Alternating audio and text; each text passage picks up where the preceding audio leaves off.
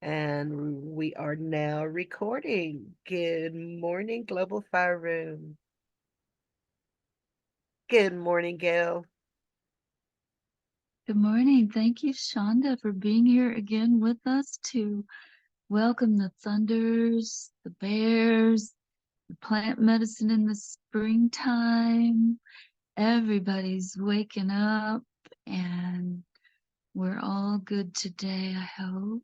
And happy to see all of you. Always happy to see all of you. And I've asked our Zoom help to bring us in with songs that honor the thunders today.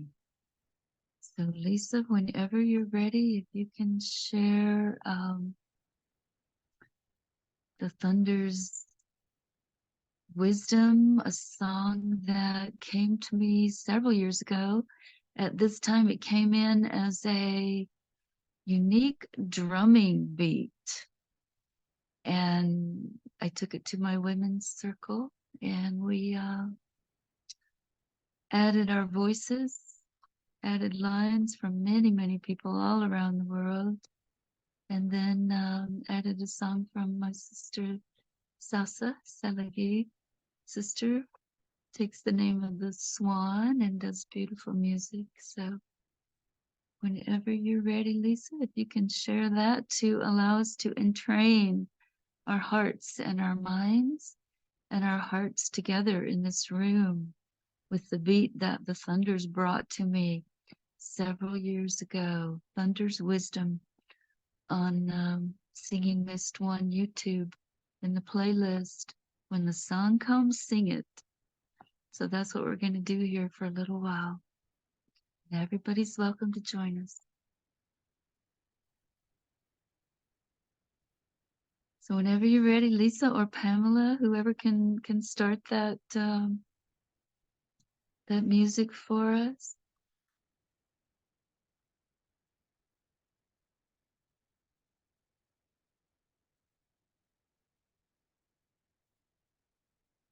Pamela, can you start the song for us, the Thunder's Wisdom song? Okay, I will find it. Thank you. I'll put the link in the chat if you want to pull the YouTube video.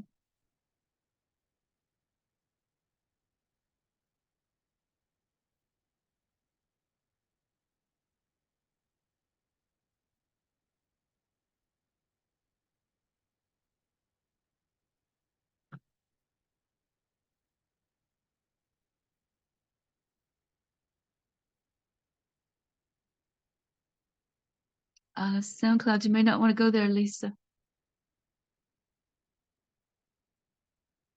SoundCloud has a lot of ads. So let's go back to YouTube if we can. I have the song. If I could share screen, then I could play it. Okay. Can somebody Lisa, go ahead and pull your share screen down, please. Wonderful. Good morning, Facebook. We are now live.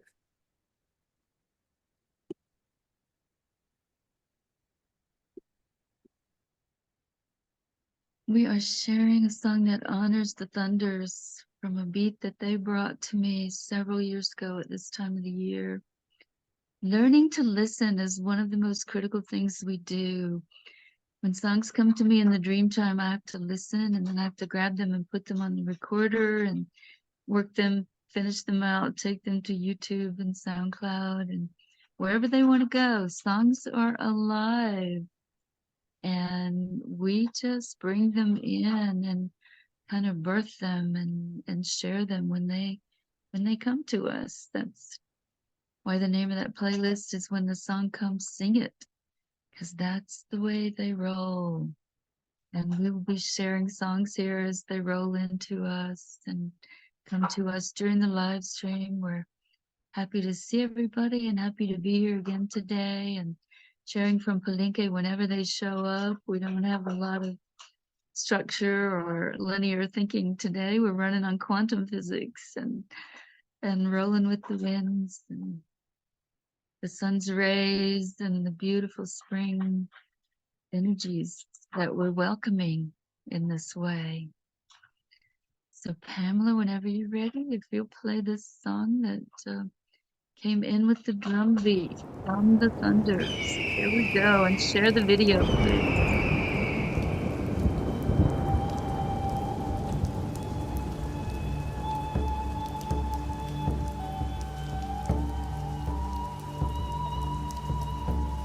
Can you share the video? Pamela, can you share the video? I'm playing it from my computer where I have no video. Awareness strengthens our roots in Mother Earth. We listen to the voices of ancestors as we spiral back to center, over and under, again and again, writhing in pain and wailing sorrow. Iron fist holding golden intentions along with the tension.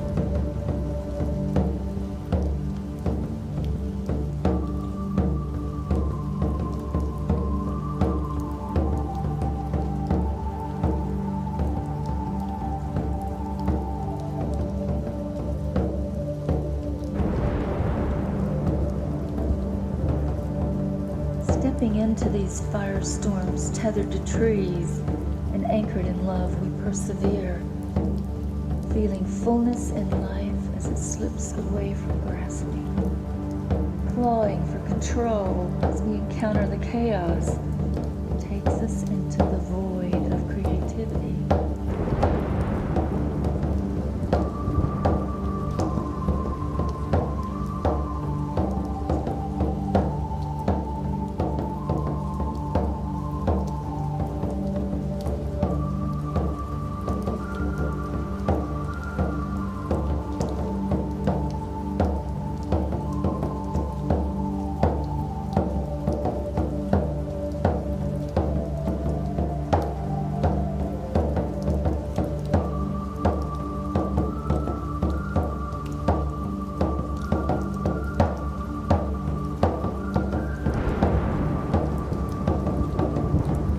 Letting go only to be danced by our soul, both now and through eternity, connected to our unconscious.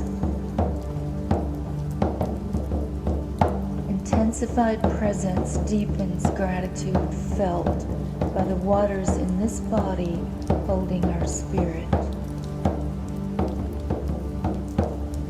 washing away the unnecessary greed, anger, and delusion of unbalanced collective cravings. There is no away, so we transform into each other from the depths of still waters.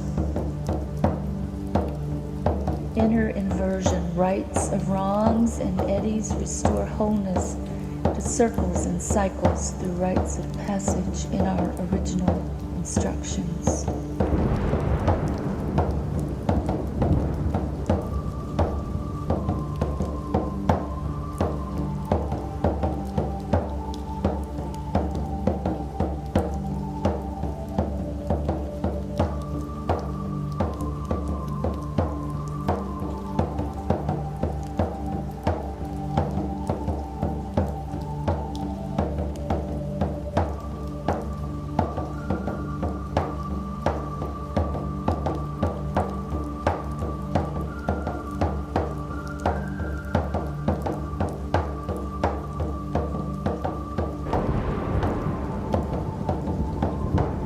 Water bubbles up from the center of earth to greet the spring rains gravity yields. Air and water together join the fire of life force in our heart for this journey on earth as our ego observes like the oak trees. We allow the waters of our body to dance again within these ritual transformations.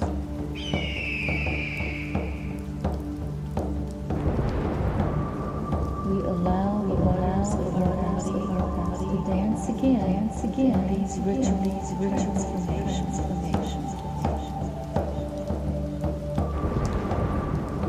We allow the waters of our body to dance again in these ritual transformations.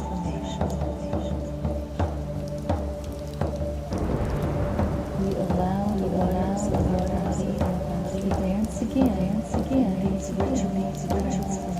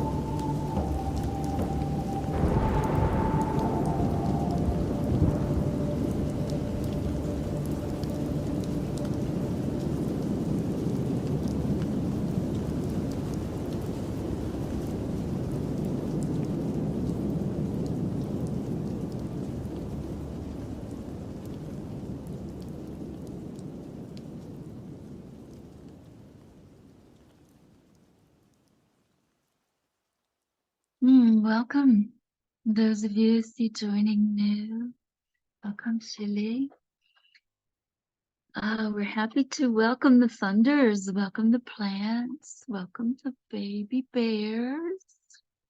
They are coming out on this mountain, the newborns, the cubs.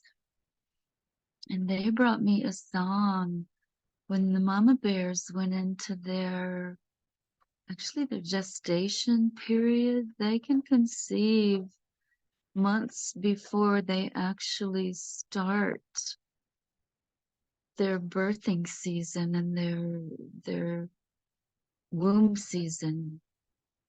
The fertilized eggs can just remain in the mother's womb until she has the right conditions for that little cub to start growing. And at that time, I was really concerned about the water levels on our sacred mountain, Atagu, and they were very low. So the bears brought me a song for the water. And if Pamela can play that YouTube video for the falling water, that would be really helpful. This is a song that honors the falling water in our Salagi language, Amakalola. And we want to show the bears what we've done with their gift to the waters. So we want to show them the YouTube video and the song that we brought out into the world at their request. And this is what we call a call and answer song, because we call to our spirit helpers and they answer. And this is what helps us learn to listen to our helpers. And of course, we only work with ancestors and helpers who have done their work. We're very careful about that here on the middle realm, because we are able to unite power animals in the lower world with the teachers in the higher world through the elements here on the middle realm. And we have to be very careful not to engage the astral realm that goes around the earth when we work in this way. And I see some of you nodding your heads, you understand that. I know Patricia Ann Davis does a wonderful job talking about Watiko in the Navajo tradition. The Dene tradition understands this very well also. And so in this song that Pamela's going to play the YouTube for us, or the video for us for, we do it in call and answer, and you'll hear me sing the line, and then you'll hear Noah Proudfoot, my producer and accompanist, join me in the second line. And you're all welcome to join in that song when Noah joins in the second line. That teaches us to listen for the answer from our spirit helpers, and to listen to each other and call to each other in these ways, so that we can join in the energies that we create and share the energies in a circular way where we are all equals. No one is above or below, behind or in front, and circle. We are all equals. And when we sing these songs in circles, we really share the energy in the quantum physics way, where the butterfly's wings creates the cyclones, not in the acausal Newtonian physics way with cause and effect and linear thinking in the English commerce language. We watch as well as listen when we ask for these things, and when we share these things. We watch what comes with synchronicity, what comes in the acausal ways, and what comes in response. So sometimes these songs are call and response, and sometimes they're called call and answer. Lisa, I don't know if Pamela's making apple pie. Maybe if you can go to YouTube. Oh, there she is. Yay. Whenever you're ready, Pamela. Well, she's got grandchildren making apple pie with her. So let's think about that while we're doing this creation as well. And yes, share that video, please. And sing along.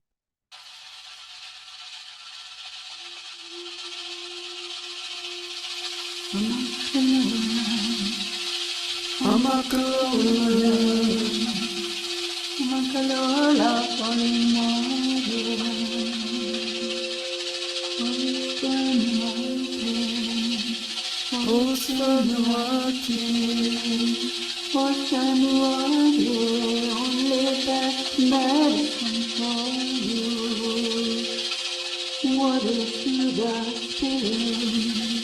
Cause amplified for a new birth.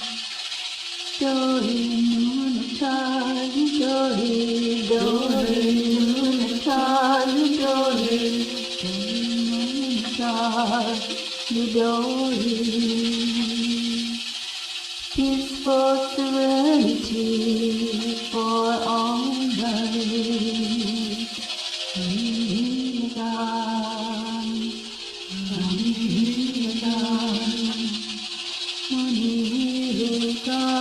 We are grateful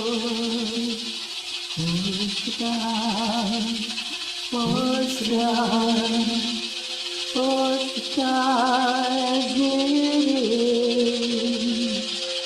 Story in the sky, story in the sky, for the sky.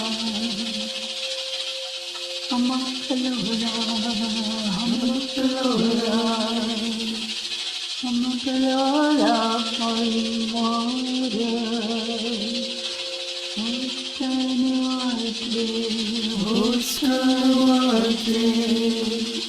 What's done only best medicine for you. What if you don't spirit carve gentle path for a new birth. Story, story, story,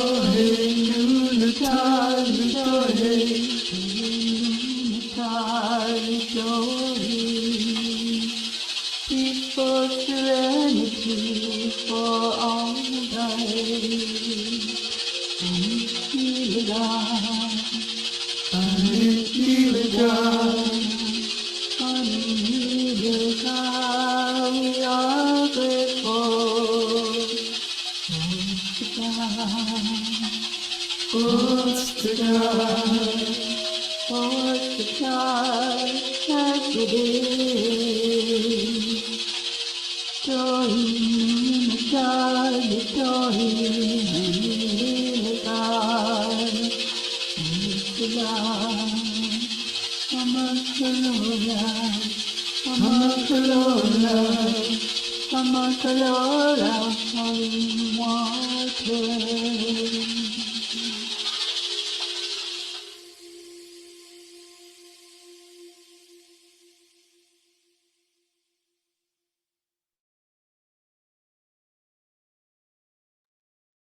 And so we see the mama bear and the cubs, and we show them what we've done with their gift.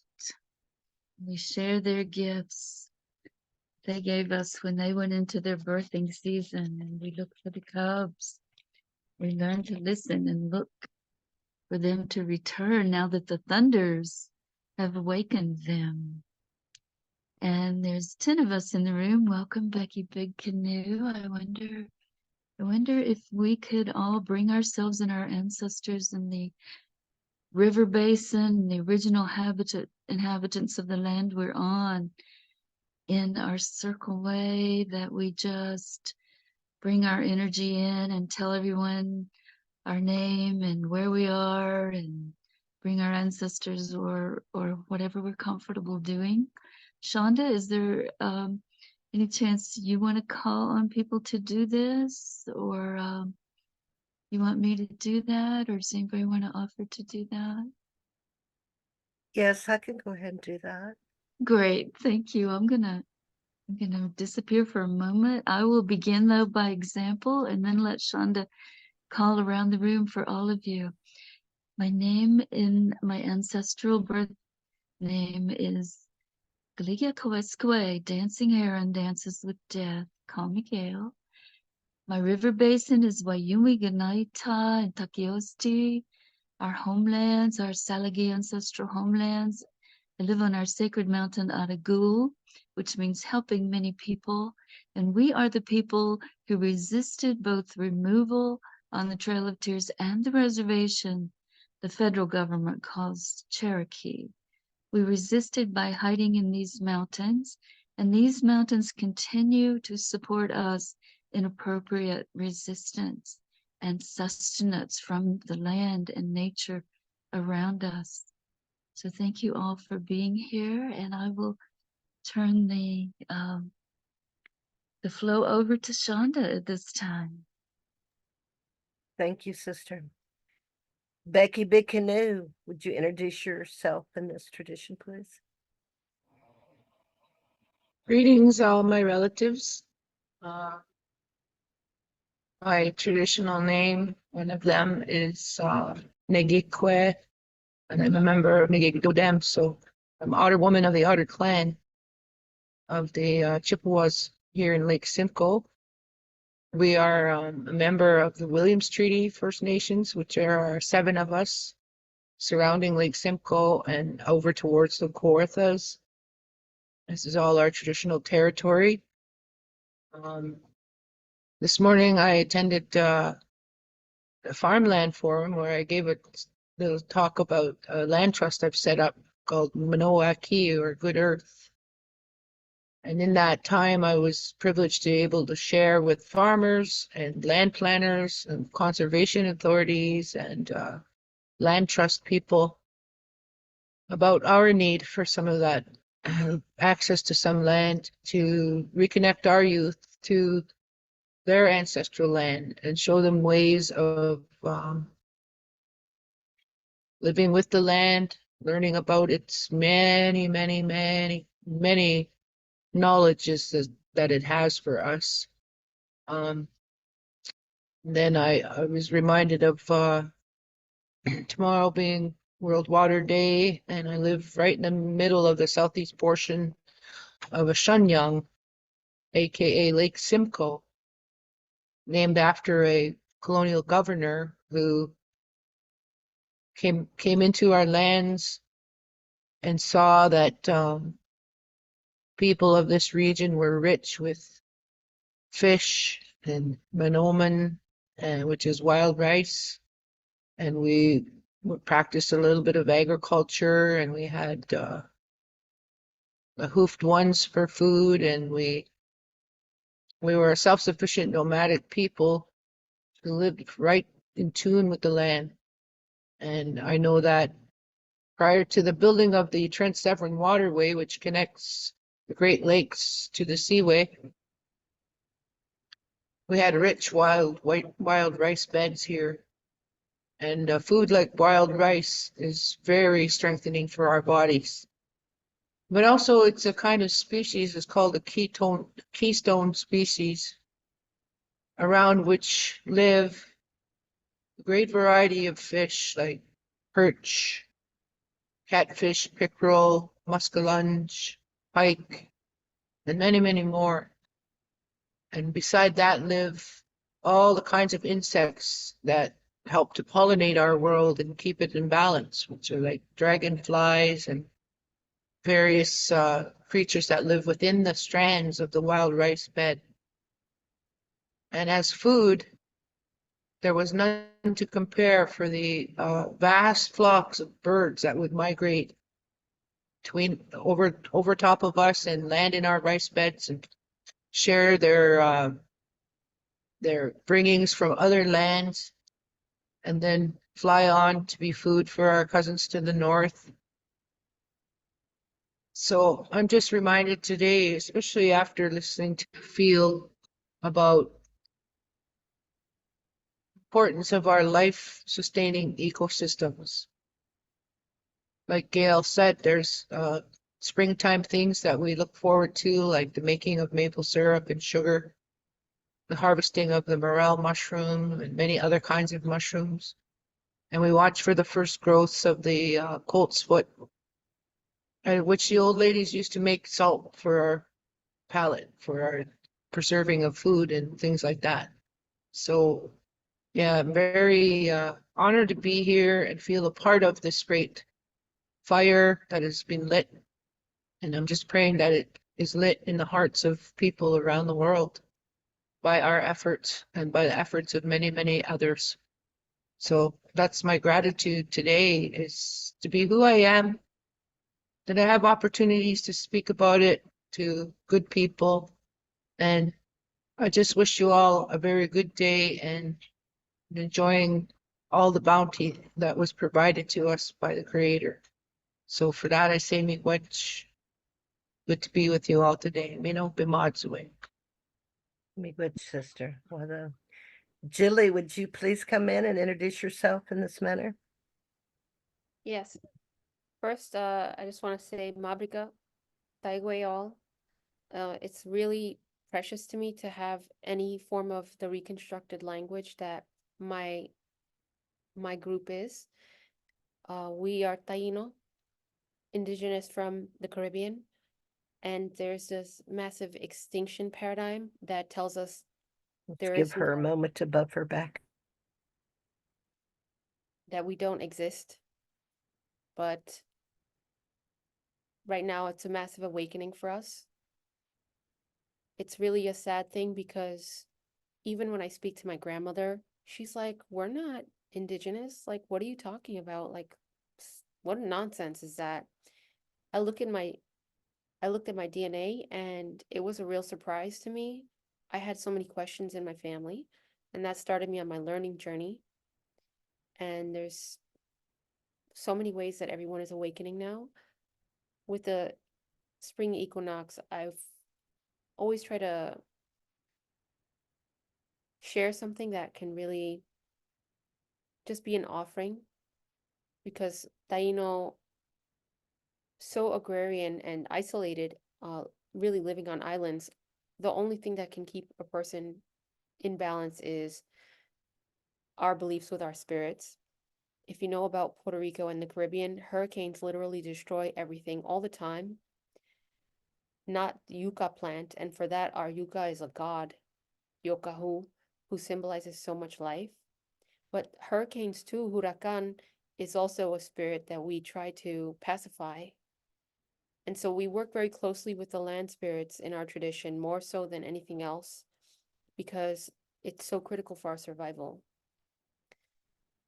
It's really just a moment of awakening because so many Taino and so many Puerto Ricans, Boriquen, some of our words are survived, are awakening now, and we have therefore reconstructions of our language. And there's a lot of drama regarding that as everybody wants to piece it back together. It's difficult because so much was lost, but I'm just really grateful to be here and learn from you. Thank you. And I'm so happy to greet you in the Taino Arawakan language, of which my name is Ekaraya Ni, which says water moon. Thank you all. Mabrika.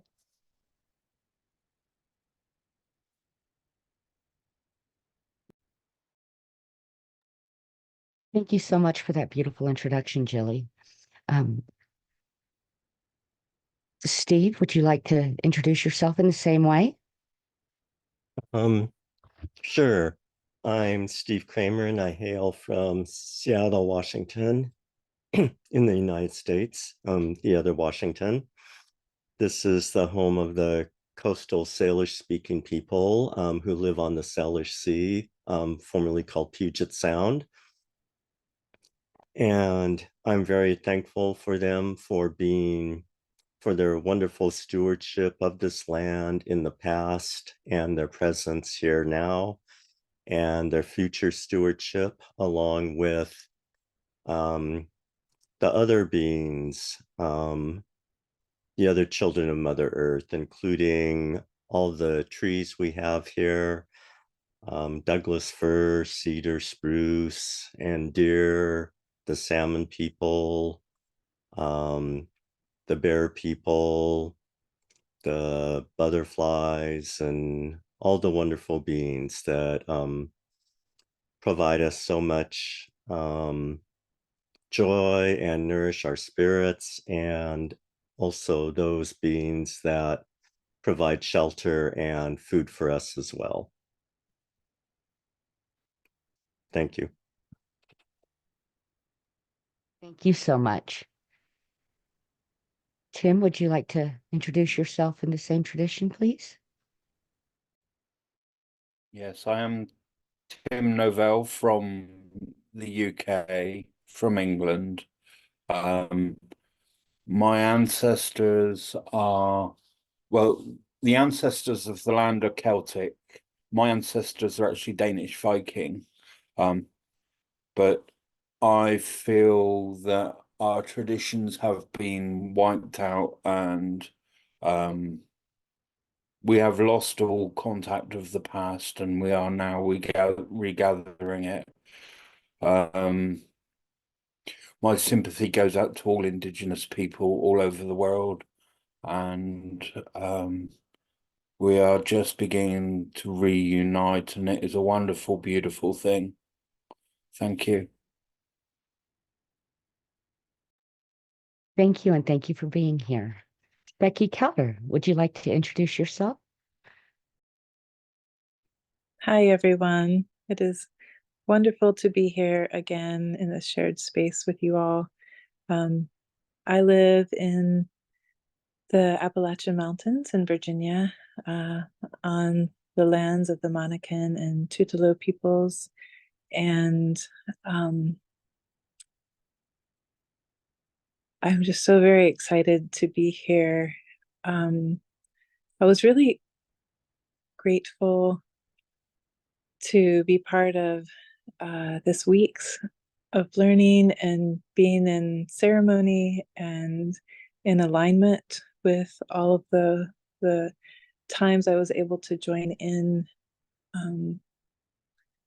I had a spiritual awakening maybe 8 years ago. And in that time, I have found that I have very strong connections with the star beings. And that is mostly, I've become very multidimensional and work with the star beings all the time.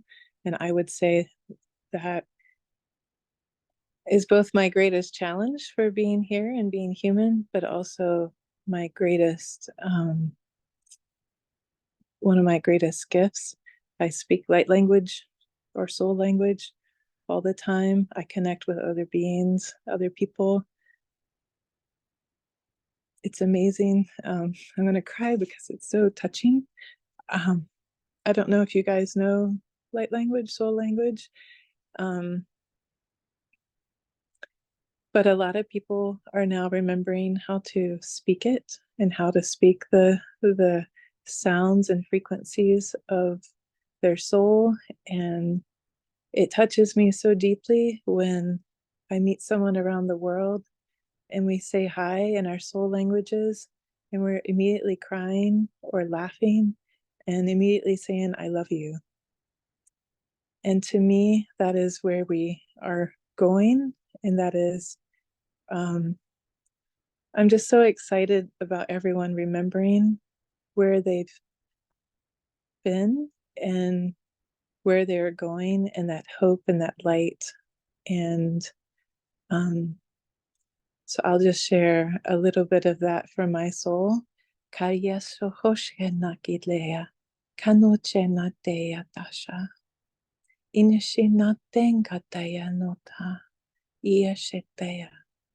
Nesonomala jena ushanatea kishkanata seyatohole kiashe tosanatea kushana kushana kushana. And just as so many indigenous traditions speak to all of us at that deep soul level, so does a lot of soul language speak to people and help them remember Kianashata. And I think the beautiful weavings of everyone working together in all the different disciplines is just amazing. So I am so thankful to be here and to be part of this and to be brave enough to share that message with you guys, because I don't know how that message is received. Kashukanakaletea. And I am so very grateful. So thank you all.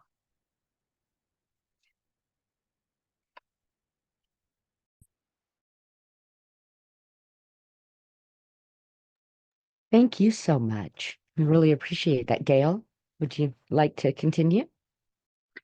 Yes, Lisa, if you would tell me who has not brought themselves in the ways of their watershed and inhabitants of the land. Is there anyone that we've missed here? Anyone that we need to hear from still? How about you? Did you? Yes. Hello, everyone. Greetings. So lovely to be here. My name is Lisa Shepherd, and I reside here in Southern Oregon, home of the Klamath tribes. And I'm honored to be able to live on these lands. It's not on a reservation, but I'm still on these ancient lands and learning these traditional ways. And it just really blesses my heart to get to be here and learn and carry these ways into our modern world the best I can. And so, and I'm at the tip top of the Williamson River watershed where it flows down out into the Pacific. So that's my contribution. And thank you guys for having me here. And I don't believe Pamela's introduced herself, and now Freebird's here as well. So thank you all. Great. Yeah, Pamela, would you bring your watershed and wherever you are and share with us? I'm visiting family in London, Ontario. So the watershed is the Upper Thames Valley watershed here. And this is the home of the Anishinaabe, Haudenosaunee, and Lenni Lenape people. Beautiful. Thank you so much. And Freebird, I know you just got here. If you can tell us if you're in the beautiful Serpent Mound area, if you would bring that energy of the Woodlands people in, and the original inhabitants of the land you're on. Are you ready to do that, Freebird? I know we're rushing you just a little bit, but say hello if you can, and if not, we'll come back to you. Yes, I am here, and I am about 50 miles north of the Serpent Mound. The watershed is there's 5 rivers that come together into the Great Miami River about 2 miles from me, and it travels on down to the Ohio River. Oh, I can't think of the original people that were here. Well, the Woodlands people. The Woodlands people. That's what we'll go with. So I'm grateful to be here. Thank you. Thank you, Freebird. And if that brings everyone in, and help me out at any time if I miss anyone, I would love to speak a little bit about the Woodlands people. And my ancestry is very, very deeply steeped in the Woodlands ways, because I have 3 grandmothers who went back to the original village here on the oldest mountain on Turtle Island. And they were on the north side of the mountain. I'm now on the south side of the mountain, and that's the furthest we've been from our original village that has an archaeology dig and verification by the state saying it is one of the oldest villages of the original people in this wave of humans. Okay? We all share ancestors in the original people of this wave of humans. So let's all reach back to those ancestors, again, only those ancestors who have done their work. We don't want to bring in the astral realms and the dark entities and the Watiko energy of the new people teachings. We don't want to bring in anything except the helpers who have done their work, and they will help us to continue doing our work until we join them and finish our own work. So these are the people of the true red race.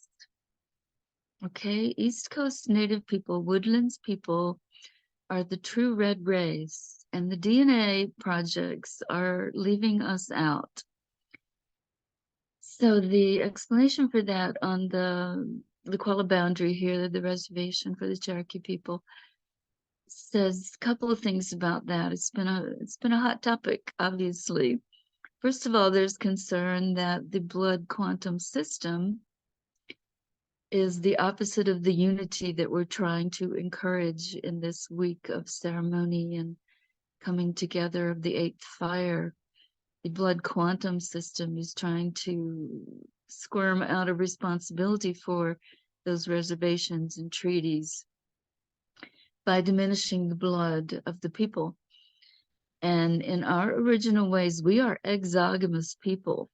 This means that we do not marry within our own people.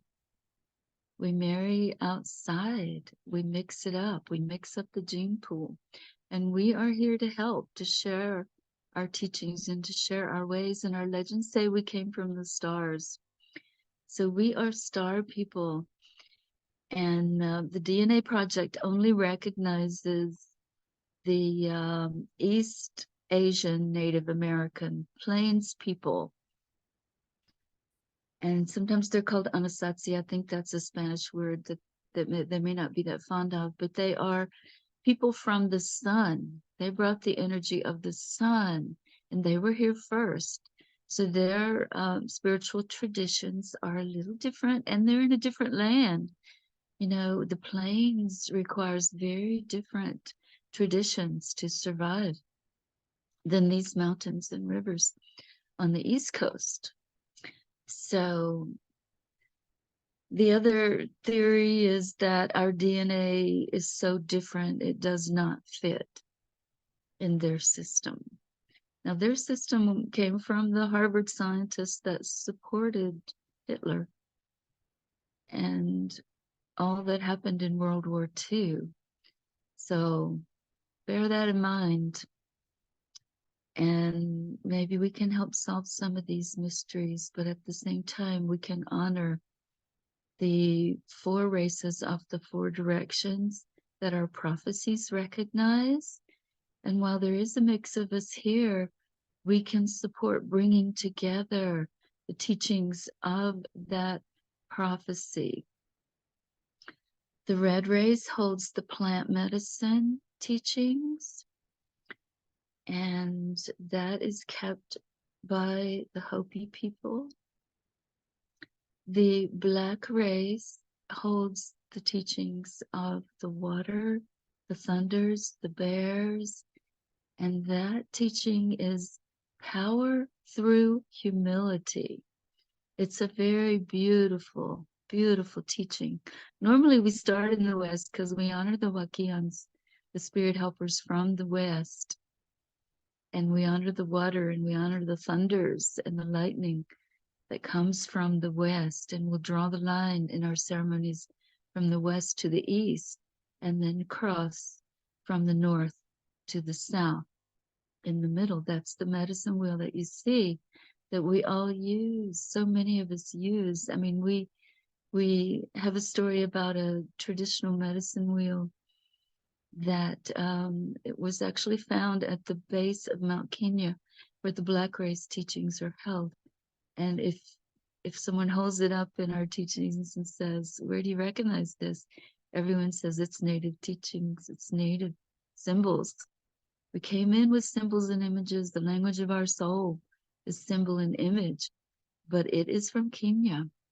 And so maybe that supports, the theory of walking out of Africa. I don't resonate with it so much myself. I feel like we came from the stars and we landed where we needed to land. And also my DNA shows that I'm more Neanderthal than 94% of the people in the statistics that they have now gathered. And that is the Neanderthal people, and many people on the Koala boundary resonate with that as well. And so that does not support the walking out of Africa theory as much as it does coming from the stars and landing where we need to be, sharing our teachings and sharing the ways that we came in with as this original wave of humans where we all share ancestry. Okay, so let's reach back there. The other 2 directions and the prophecies that we share are the Tibetan teachings in the South. And it seems like there's a little Heyoka energy because I'm drawing the symbols backwards. I'm moving in the backwards direction today. But the Tibetan people hold the teachings, the spiritual teachings of the South. And the white race holds the spiritual teachings of fire in the North. And I was honored to be taken to those caves in Switzerland when I was there 30 years ago. I was recognized as Salagi and asked to sing our songs in the caves where the white race teachings are held. And that's the teaching of the abuses of the nuclear energy and the fossil fuel profusion on Earth today. So all of these teachings that we can bring together and bring into balance by sharing them with each other when we gather like this in these ceremonial ways that we're sharing with you from Palenque whenever they show up, and also in our own individual experiences. And if any of you have individual experiences of these teachings of the 4 directions that need to come together at this time to support the indigenous and allied led unity that we are all about this week and sharing from Palenque. Would you please let us know? And I think I see that John Raymer has entered the room with us, and wondering if he would like to bring himself in our tradition of sharing the river basin and the original inhabitants of the land we're on, and any solstice or equinox traditions that he may want to share with us. Oh, thank you, Gail. We're just checking in from the north of the Big Island, and we're preparing for ceremony tomorrow. So it's just reaching out to our local relatives here to gain their guidance. It's been a remarkable journey, and grateful to everybody here for all that has happened to make this possible. This idea to unite humanity and restore Mother Earth is alive and well. So Summer and I are just serving and having the joy of being in service together. And we're here. I was checking in. I have not heard from anyone in Palenque for 24 hours. So, yep, everything happens in the right time. So I want to thank you, Gail. And I see, Letha, you're hosting now. Thank you for doing this. Here's my map that I'm working closely with. And Lonnie, who's a dear local indigenous elder, is guiding us. And we're, of course, it's World Water Day. It'll be the 31st consecutive month of 22 women's prayers. And its sense is that we really are at a turning point. And therefore, it's beautiful to see people rising. If you haven't made the pledge, I encourage people to make the pledge. We're able to now synthesize and summarize what we're all thinking and saying together and get this sense of unity in unprecedented ways. So it's early here, but I've got my first cup of coffee, starting the day, and ready to contribute in any way I can. So thanks for reaching out to Miguel, and thanks again for making this possible. Yeah, thank you, John. We're happy to see you in summer anytime we get the opportunity. Can you tell us what time tomorrow we can all come back and look for your ceremony? Will you be sharing it with us? Well, I don't know that. So that's part of what I'm doing this morning is finding out what's appropriate, right? We have friends that live here on the island, but we're going, so here's where we're staying. If you guys don't know of Joel and Michelle Levy, the Levies, their website, wisdomatwork.org. The Dalai Lama writes the forwards for their books. They're Buddhist teachers. Here's the room I'm in. It's a yurt. And Beautiful. if you just stare at their bookcase, you'll gain knowledge. It's Kohala Sanctuary. 30 years ago, they started this, and it was just a pasture.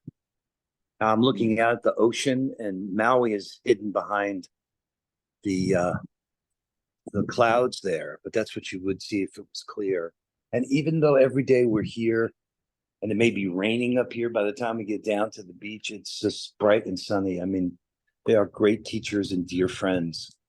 So we're surrounded in a sacred spot, and we are so grateful and blessed to be able to be here and be a part of connecting us all over the world. I mean, we have the 8th Fire Ashes with us. We sent them to people all over the world. So it really is a unifying expression of our collective capacity to come together and get beyond whatever has kept us apart to do the work that needs to get done this time. Yeah, thank you so much, John. We're grateful to you and all of you making this possible for everyone.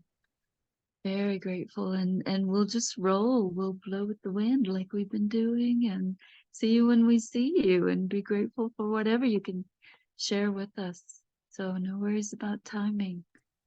We're stepping outside of ordinary reality a bit, Yes. which I always like to encourage. Yeah. Yes, this is definitely outside of the ordinary reality. We need a new reality. So it's time to start. They say things won't be different unless we do things differently. And we're doing them differently right here. So We really are. happy to do that. Yeah. Thank Beautiful, you so much. beautiful. Thank you, Gail. All right. Much love, and thank you for sending those ashes to my Yes. sacred mountain fire pit here. I've enjoyed them, sharing them very Fabulous. much. Yeah, we've got a lot of good fire keepers that Shonda's pulled together, and we show up whenever we can. Yeah, exactly. Beautiful. Well, thanks, Gail, and thanks everybody.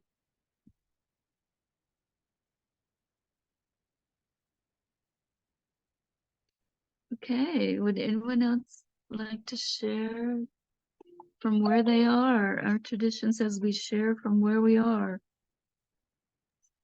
So share our traditions of welcoming the equinox energies, balancing day and night. Yes, Chili, please share with us.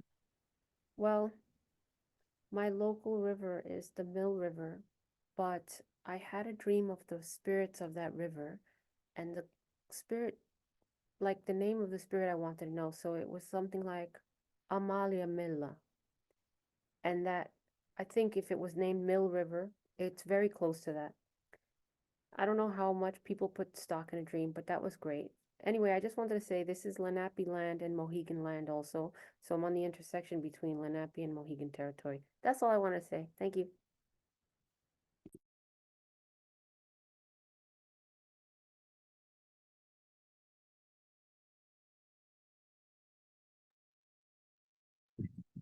Gail, you're muted, please. Thank you, Julie. Yeah, I appreciate your dream very much and your sharing, and I will say that the dreams are very meaningful. I'm a certified Jungian depth psychology specialist, and I do dream work with people all over the world on Zoom. So I see a lot of synchronicity in the dream symbols and the images, and our soul speaks the language of symbol and image. It doesn't speak English commerce like we have to. We're glad that English commerce lets us talk to each other all around the world. And of course, we got to learn English, so I'm still working on that. So dreams are very critical, and dreams, are showing us the archetypal human patterns. And the equinox is very much a part of our archetypal human pattern.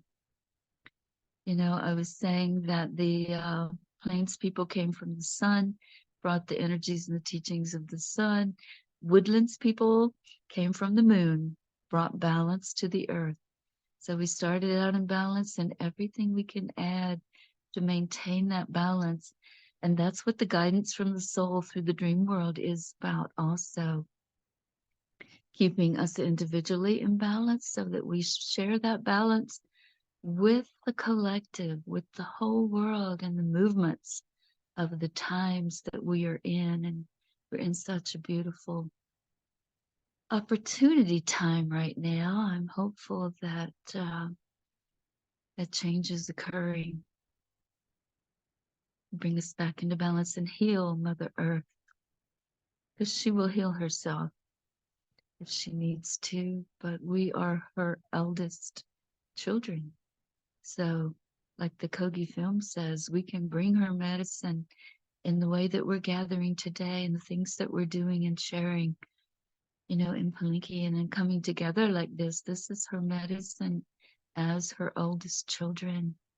Indigenous people are her eldest children, and she sends us out to find her medicine. I think we have until June, just a couple more months. And then a year after that, according to the Kogi film, she will do what she needs to in her own way, and we may not continue as this wave of humans. This industrial revolution has done so much damage. She may need to shake us off like fleas on a dog and heal herself and bring in another wave of humans. Time will tell, but let's do everything we can and share in every way that we can to facilitate the healing of Mother Earth right now. Yeah, Lisa, if you could share that video with us, I would love to see that Kogi video again.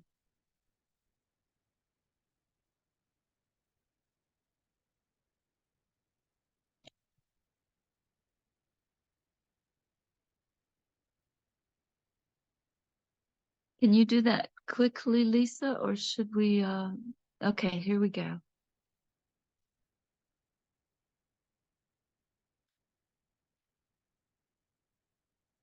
I don't hear the sound, Lisa. We've had some problems with the sound playing before. Do you think we're gonna be able to hear it?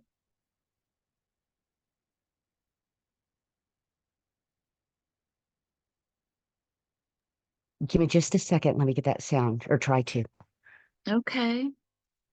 Pamela may be able to help you. I'm not sure.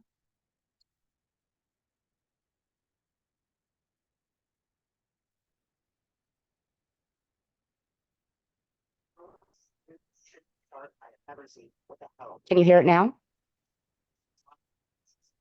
We hear something. I'm not sure it's the video though. It's My not very apologies. clear. Pamela may have to help me. Yeah. Yeah. Pamela, are you at an apple pie point that you can come in and help out with this? What would you like? That sounds like it. I am the Lisa? mother. That's it. We're good, Pamela. Thank you. I am in the heart of the universe. Throughout all of time, I have never suffered from such heat or exhaustion. I have endured for the last 1,000 years. Since that time, my natural connection points, my rivers, reservoirs, and internal waterways across all continents have been obstructed and are full of pollution. I cannot cleanse or recuperate. In December of 2023, I will start to rise and move and turn, sending this message out to all my children around the world. The storms, the earthquakes, the hurricanes, and the rise of the ocean will come. If the governments, the sultans, the princes, presidents, and kings of the world do not listen and act, in 2 years' time, only 30% of the earth will remain. I am the mother. I have always endured despite arrows being put in my eyes and in my body. I am not seeking to defend myself. I remain calm. But now, I must recuperate. There are 2 ways for me to heal. The first, I could take the law of nature into my own hands. This way, I will go in search of my medicine so I can cure my body, heal my energies, and all that I'm suffering from. There will be great changes upon the earth. You will feel me recovering. You will feel me moving. I will not do this to cause harm to you. It will mean I am recuperating my body. Or the second way. All my children will make the healing happen for me, so I will not need to do it myself. I will put my older children in charge of my recovery. They will go and search for my medicines, for my cure, so I can be healed and recuperate with their help. You, my children, must all be united and deliver what is needed for your older brothers so they can do the healing where I have been injured by you, my younger ones. Each one of the rulers of the world, of the gods, must say, yes, mother, I will stand with you. I will give my help to where you have been injured. I, your mother, have given you everything. When these changes start to happen, we will see whether you listen and act, or whether I myself will have to do what I must to recover the balance on Earth. If in just 6 months from now, by June 2024, you say, yes, we will provide what is needed, then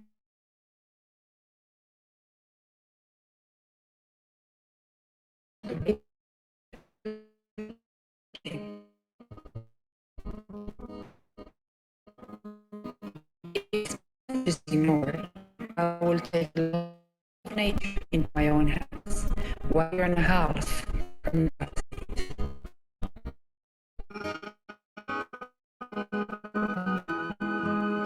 This is the message that the Mother has given, she who is in the heart of the world.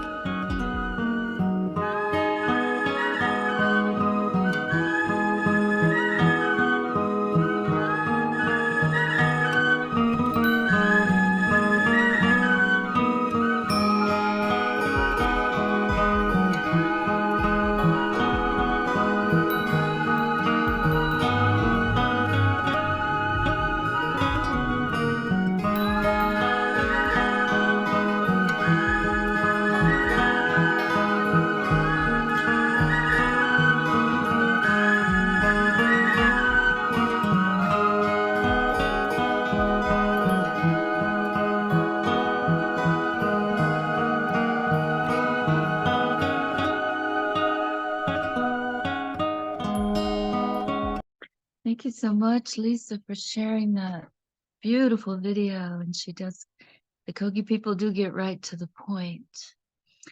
And so I'm wondering if we can return to our prophecies and what can we, as the people of the 4 directions and the 4 races and the 4 teachings, contribute to each other to bring balance, to return the balance that the plant medicine experiences abuse by the pharmaceutical companies, the fire medicine experiences abuses by the fossil fuel industry and the nuclear weapons. The water suffers tremendously by abuses of the Industrial Revolution and all around the world. And the air, the wind suffers from what we put in the air. And my suggestion is to eliminate our convenience personal care products. It gets us out of the pipeline, reduces the containers they come in, they get thrown into the landfills. And it reduces our little ego identities that believe all the advertising that we have to look a certain way, use a certain product. And, you know, so many wearing their crayons on their hair these days, things like that, that really aren't necessary. We are enough. Our essence and who we truly are is enough without all of the camouflage or the abuses of the natural elements that are so unnecessary. And so one of the first summits I did was Heartbeat of Mother Earth back in 2016 or 17, and I encouraged people to live a chemical-free lifestyle. In our Nipi Kagalaj ceremony, I am only able to be around people who live this chemical-free lifestyle because I have a genetic condition that reacts to those petrochemical neurotoxins. They're not broken down in my bloodstream, and so they accumulate more quickly in my organs and lymph and tissues than they do in people who do not have this genetic disorder. But genetics are triggered and they can be untriggered. So if we can reduce our consumption and our use of these personal care products, then we will lighten our load on Mother Earth, and we will walk softly and gently with her as our sustenance. So please, anyone who would like to share the teachings or the suggestions in this way of those 4 directions, those 4 races, prophecy teachings, raise your hand or raise your real hand or turn your video on, whatever you would like to do to let us know that you would like to share in this way. We're very happy to hear from anyone who would like to share with us at this time in the ways of bringing the earth back into balance that the Koji video is requesting, is asking us to do, to create those changes at this time. And so we return to those prophecies. We welcome Carla McCarley into our room, and we'll give her a chance to come into sync with hearts and minds here, and then bring in her watershed and the original inhabitants of the land that she's on in a little while, after we've given her a chance to settle in with us. And would anyone like to speak to this question? Becky, I see your hand is up, and I know we're blessed by Becky bringing her ornithology training into us, and I'm wondering if she can tell us how we can help the birds at this time. They're migrating and moving around, Mm, and they are yeah. so beautiful. So share with us, Becky, your ideas and anything about welcoming the birds along with the thunders at this time. Thank you. First, I will just start with what I keep hearing from the waters, and is there's often this sadness of being forgotten and that lack of respect. And we used to celebrate the water so much, everyone did. And that's what I often feel. I work with the water a lot, or just especially in the mountains, the headwaters and the streams and the rivers. And that's just what I get over and over, is that the water feels like, and I'm sure all of the beings feel like they've been forgotten in their beingness. But the waters especially, they unite us all. The water is what travels around the whole world and connects us all. And just remembering to be respectful and honor it in some way is what I often hear from the water. And similarly, I feel like the birds, I work a lot with migratory birds, and they're connecting us. That's what they're doing. They're reminding us. The work I do specifically is for thinking about the full annual cycle, because a lot of our migratory birds are, they're going from all the way from Alaska and Canada, sometimes down to Patagonia or Central America, or the Andes. And so just reminding us that we get in these little, we think everything is just right here around us. And people have a long history of forgetting that we are all connected, and then being scared of those we don't recognize. And the birds definitely help us remember the joy of connecting, remember the joy of being in different seasons of our life. And there's different parts of our lives in different seasons. And I love the cyclical nature, because I always see us, I see myself and I see others. We work on an issue internally, and then we think we fixed it, and then we come around to it again and see it in a new light and in a new way. And for me, the birds are reminding us that even though we're in this beautiful spiral energy, we're always still changing and growing at the same time. So that's what I wanted to share about the water. But thank you for bringing in the birds as well, because it flows so nicely. Thank you.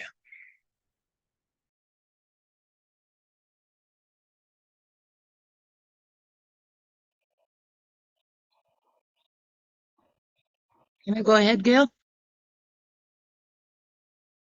Yes, Becky, I was talking with my mic muted. I'm happy to see your hand, and delighted that you will share with us in this way at this time, please. Okay. First of all, I'd just like to tell a little bit of a story and relate it to what we're talking about today. It was early in 2000s, I think it was 2003. In our Sacred Medicine Lodge here in Ontario, the practitioners of the Midaywan Society they hold on to our traditions and culture and all of our stories, and they do ceremony 4 times a year, praying for that balance. And around 2000, the head Ogimar, the chief, he stood up and he told the assembled people that it was given to him the knowledge that in the future, if we didn't protect water as a life-giving resource, certain interests would finagle their way to making it be that we would have to pay for it. And it would one day, an ounce of water would equal the value of an ounce of gold. And that's really hard for us to conceptualize because, you know, water flows and gold is solid in your hand. But in terms of the way things are monetized, water's out of reach for so many. Good drinkable water, water that takes care of the land around them.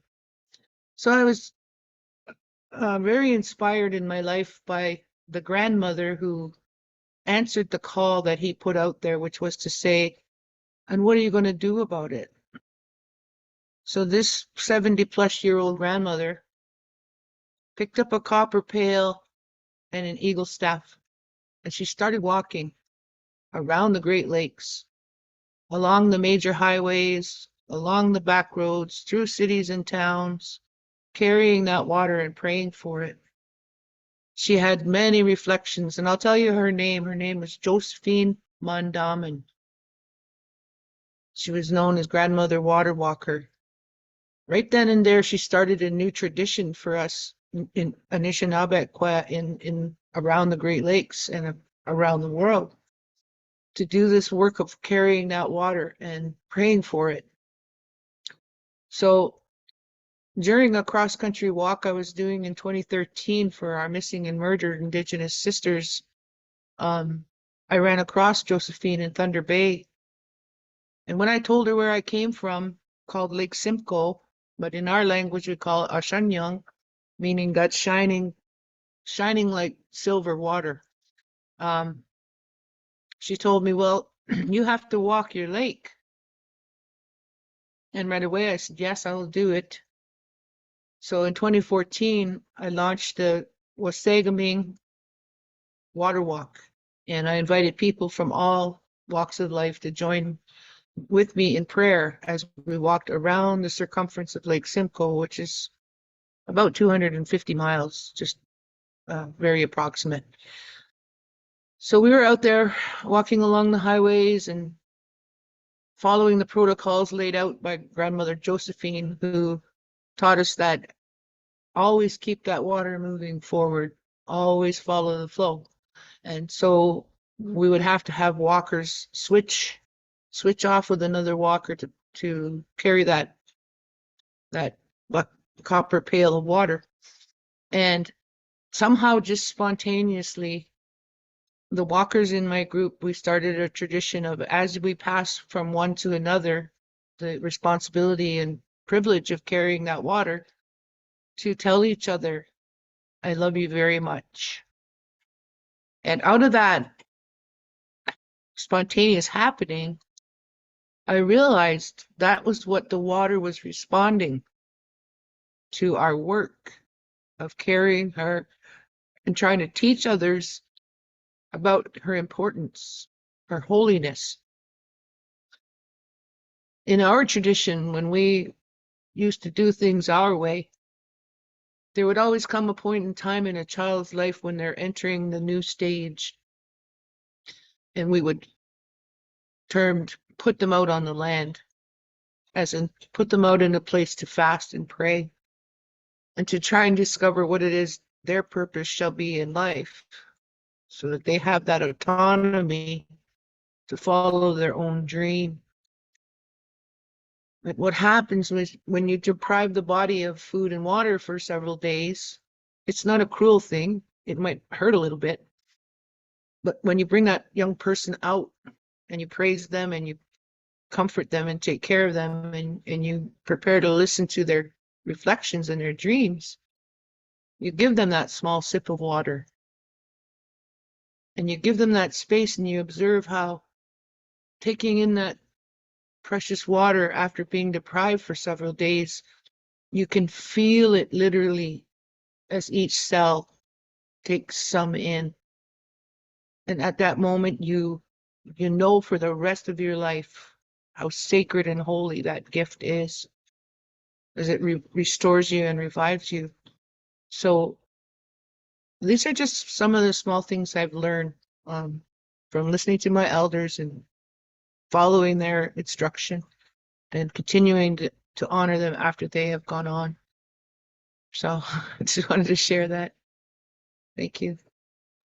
Thank you, Becky. Yeah, that is a beautiful sharing. And I'll add that in our Lakota tradition, we ask for help when we go on Hamblecha, when we go onto the land up on the hill. We have people who support us by drinking for us and eating for us during that time. And we gather and sing the traditional songs that call in the spirit helpers for the people on the mountain 3 times a day, daylight, dusk, and noon. We support each other in this way that we're supporting each other now. When we do those vision quests, and I actually did what I call the real thing involuntarily in 2004. I had many near-death experiences from this genetic condition being triggered, because that's when they took the phosphates out of soap. And the phosphates were killing the waterways, but they were also the only thing that broke down the residues from the petrochemical neurotoxin products in the soaps. And so I was alone in my house after my first near-death experience, and I knew for 3 days that I could feel death very close. And I had a friend from Laos who came to visit. It was about this time of the year, and she and her brother walked in and said, "Your house is filled with death. You have to leave." And so I called my doctor, and fortunately was able to get into an IV out clinic for the biggest antibiotic they had, which was all he knew to do. He didn't know what was going on with the genetic condition, but I did that sitting with death for 4 days, and I had friends come in and support me and help me. And it truly is a life-changing event. So I encourage all of you to do whatever is available. I don't encourage you to do the real thing and sit with death for 4 days. Although I guess if it's what we need, it's what comes to us. But the Vision Quest with supportive community is a much kinder and gentler and very productive way to learn to listen in these ways. So Carla, would you like to bring yourself in with your water basin and the original inhabitants of the land you're on? Are you ready at this time to share with us? Yes. Thank you.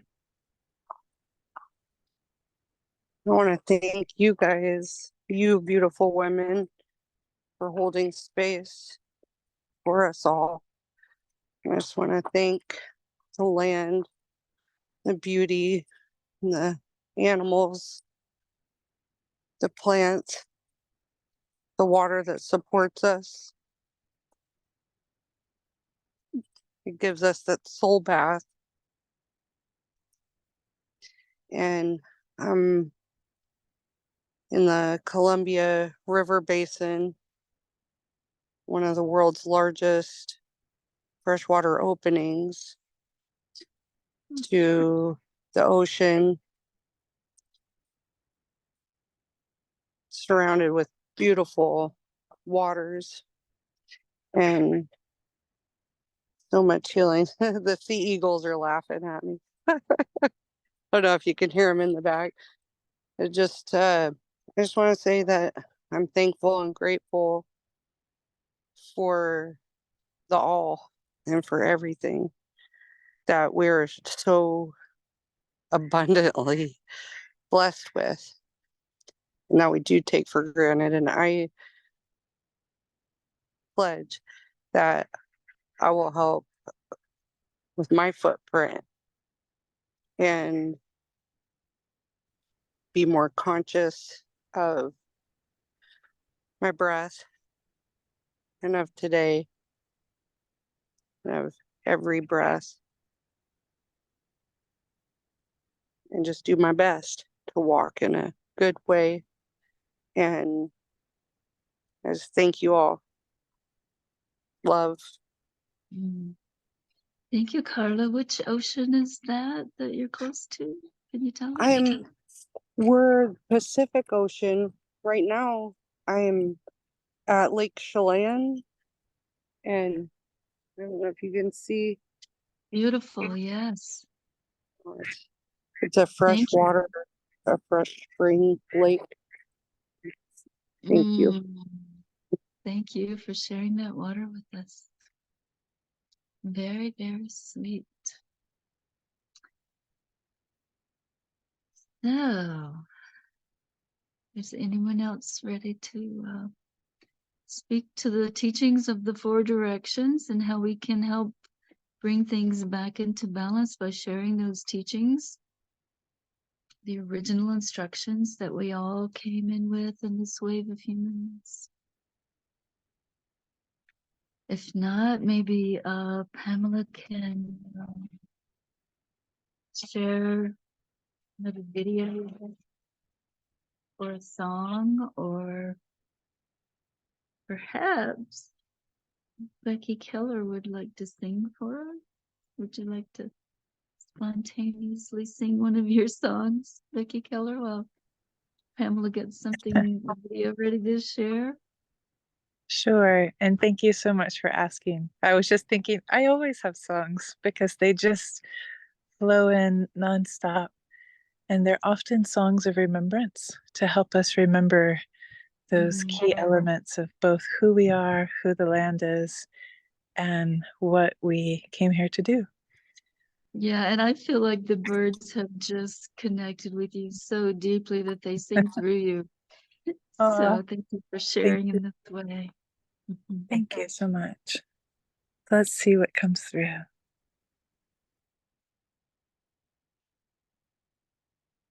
Bashayana saya, Yeshayana we, Yeshayana we, Yasunu we, Yeshayana we, to you, and to you too, Yeshayana we, into you, to you, Hayana highway, Hayana highway, so sure.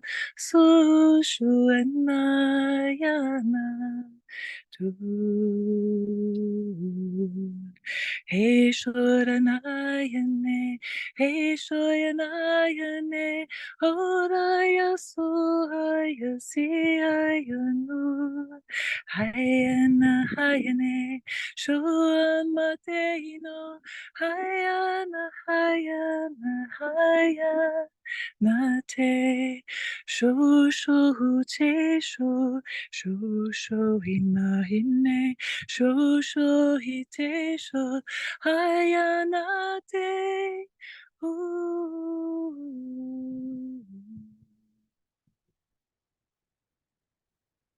Shondala leyon heyo sorua hoanataya no shusanto hayana haya shoranateo seyo iseyo iseyo hita shohutando etiayoshu sohutando Jehovisa, Juano Diana Shindo Hea, Hayana Haya, Hayana Haya, Hayana Hayanite, Isa, Inte Isa.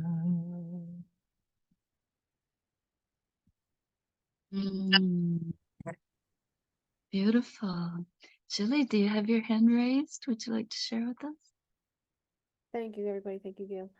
Becky, I just had a question for you. Would you ever be able to transcribe or write down the light language, especially of your song? Mm. Do you mean do you mean to translate or to write down the syllable? Phonetically, syllables. I have done that before. Sometimes there's a lot of drawing. Maybe you guys don't know, but there's a lot of drawing of symbols in light language too. People do, or sometimes they're dancing it. I have written some down. Each person tends to do what resonates best with them. I have found, and I help others remember how to speak in this way as well, speak all their different soul languages. And which has been like the most beautiful gift because it's like it helps everyone just expand and remember themselves and remember Gaia Injinakata or Pachamama, whatever you call Mother Earth Injikate. So I have done that just a little bit. A beautiful way I've found is to do like call and response singing, and then people will sing it, and that often activates their own Insheko Nakaleta, which is really beautiful. So yeah, that's one of the things I'm here to do. I help people remember how to do it, and it's one of my greatest joys. I like laugh and cry almost every time with each person because it's so powerful and so touching. It's very humbling as well. Thank you. Thank you. Thank you. Yeah, beautiful question. I've invited Becky to join me on Band Lab, where we can lay down a track very easily to a drumming journey and see what happens. I would love that so much. I keep waiting for the right people to collaborate with, and I always see drums when I see it. So thank you Sweet. so much. Yeah, that's very sweet. And Pamela, if you are able to share the butterfly dance with us, since you mentioned dancing, we recently did a dance from my music compositions for the butterflies and kind of brought it down to a 10-minute video version that hopefully Pamela might be able to share with us at this time. Is this a good time in your apple pie making? Yeah, I'm Pam? here. I'm here. Oh, so this is the one with the test people talking about the dance afterwards? This is the 10-minute version, no longer than 10 minutes, or we can stop it after the dance, whatever is easy, Pamela. Okay. So is this the one that we put together and then we put on YouTube? Yes, that's the one. Okay. And welcome Doug while she's getting that video ready to share.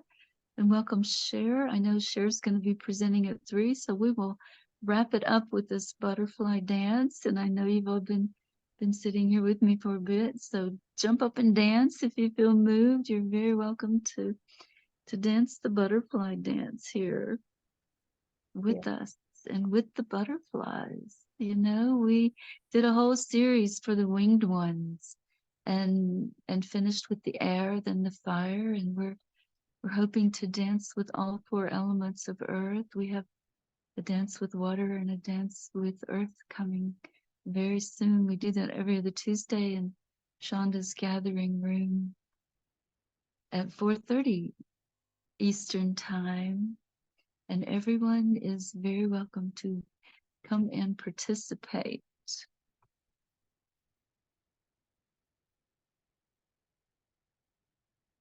So Pamela, whenever you're ready with that video, and if you need a few minutes, let me know.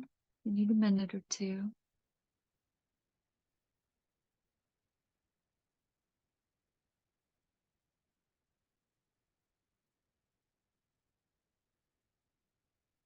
Doug, would you like to bring in your water your river basin and the original inhabitants. Oh, here we go.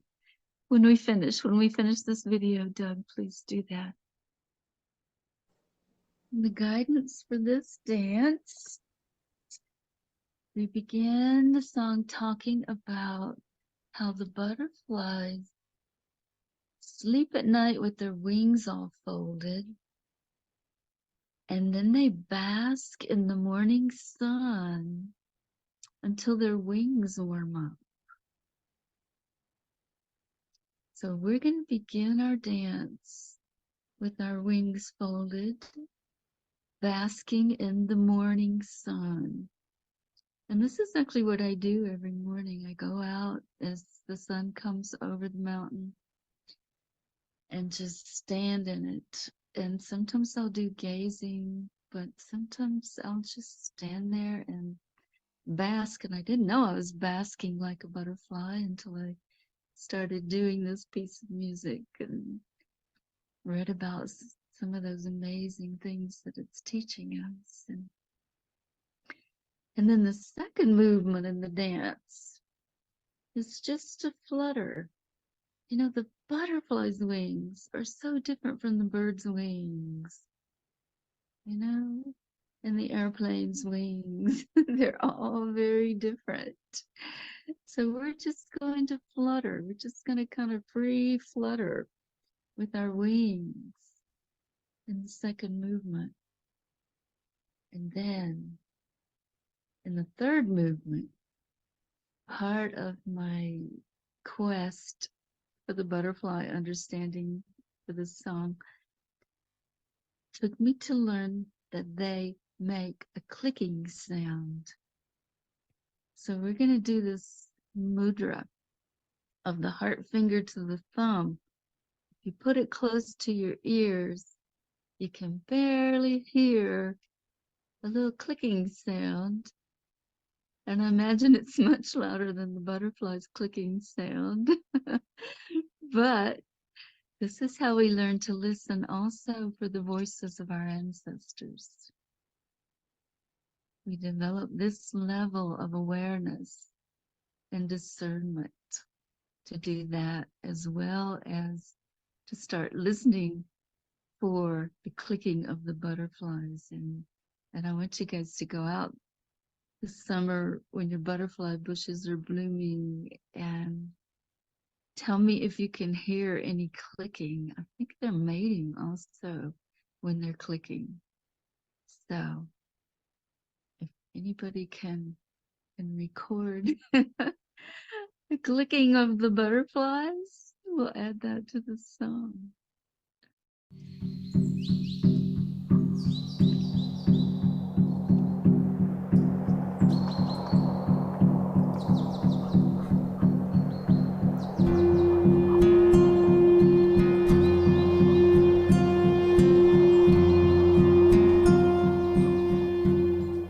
Let's bask in the morning sun with butterflies until our wings are warm enough to make whirlpools with the master of metamorphosis.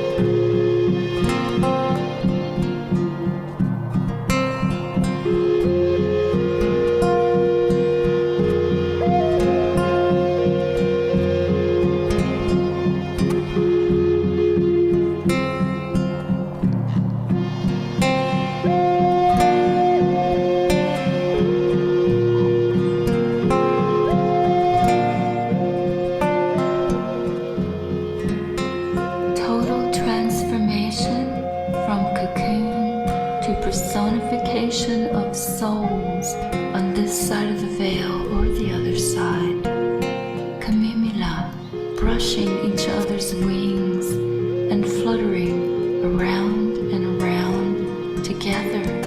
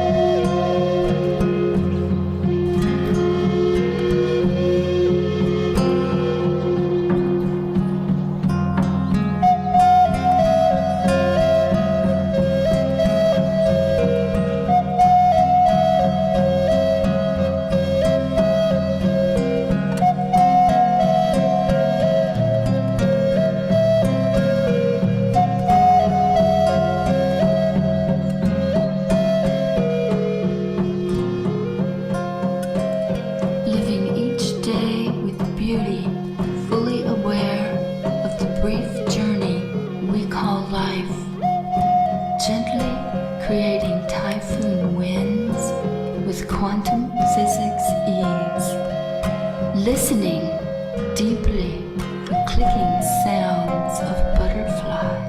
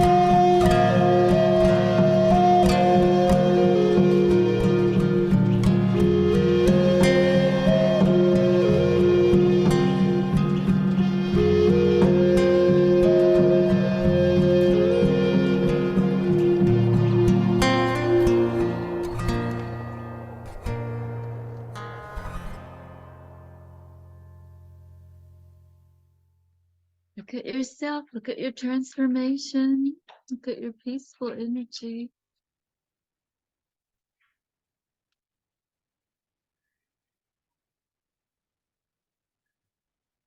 Feel the fullness of that transformation, of that movement from sitting and talking like a caterpillar to dancing and floating and fluttering and flying like a butterfly. Same thing, the gentleness, and I just feel this freedom of, it's sort of the body and limitation, the pains, it all just goes away. And you just floating, and it was beautiful. Thank you. Just want to share that it was a beautiful opportunity to feel joy. So I thank you. Yeah, it was beautiful. And it reminded me, my father wrote a poem for me, and it is about me living my life as a butterfly, resting everywhere and staying nowhere. And, it made me feel so light and so happy. So it was a beautiful dance. Thank you. And it was so beautiful to remember that my father could see that quality in me. And I felt a deep gratitude to my parents. Yeah. So thank you for bringing that to me, Gail, through the dance. There is one quote I came across, and I would like to just read it, and it's just more like a butterfly effect, what it is. The things that really change the world, according to chaos theory, are the tiny things. A butterfly flaps its wing in Amazonian jungle, and subsequently a storm ravaged half of Europe. Small shifts in your thinking and small changes in your energy can lead to massive alteration of your end result.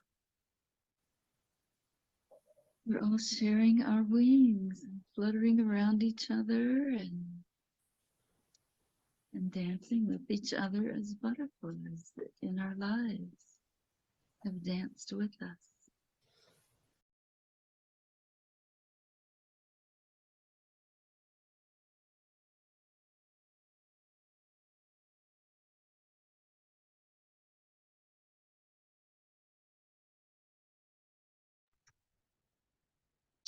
Thank you so much, Pamela, for sharing that. And we dance these songs, there's almost 20 of them now, every other Tuesday on Shonda's Gathering Room link at 4:30 Eastern Time.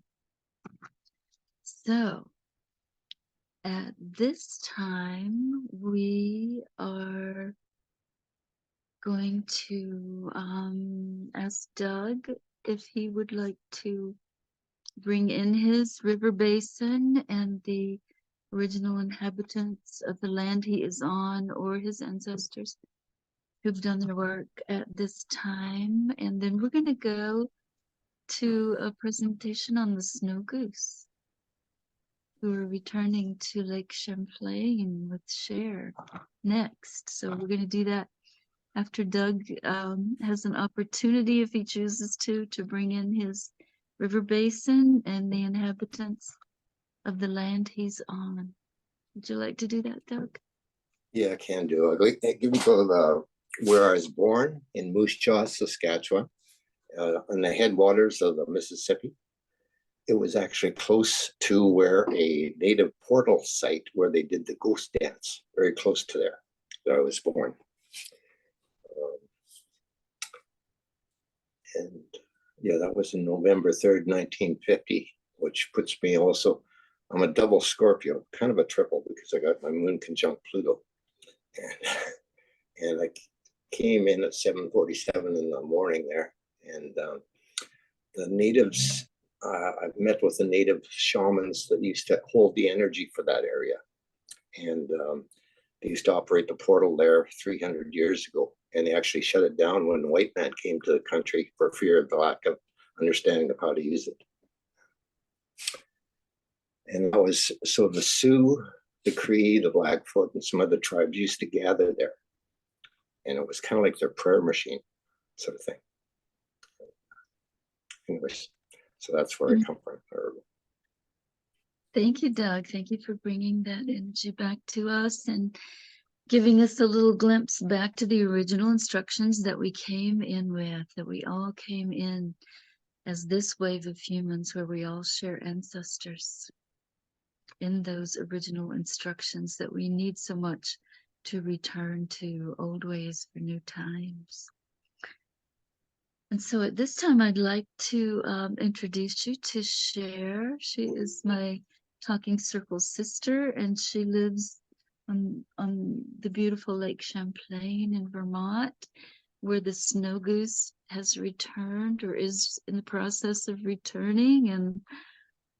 And I'll tell you, Cher, we have had an ornithologist with us, and I think she is still here. If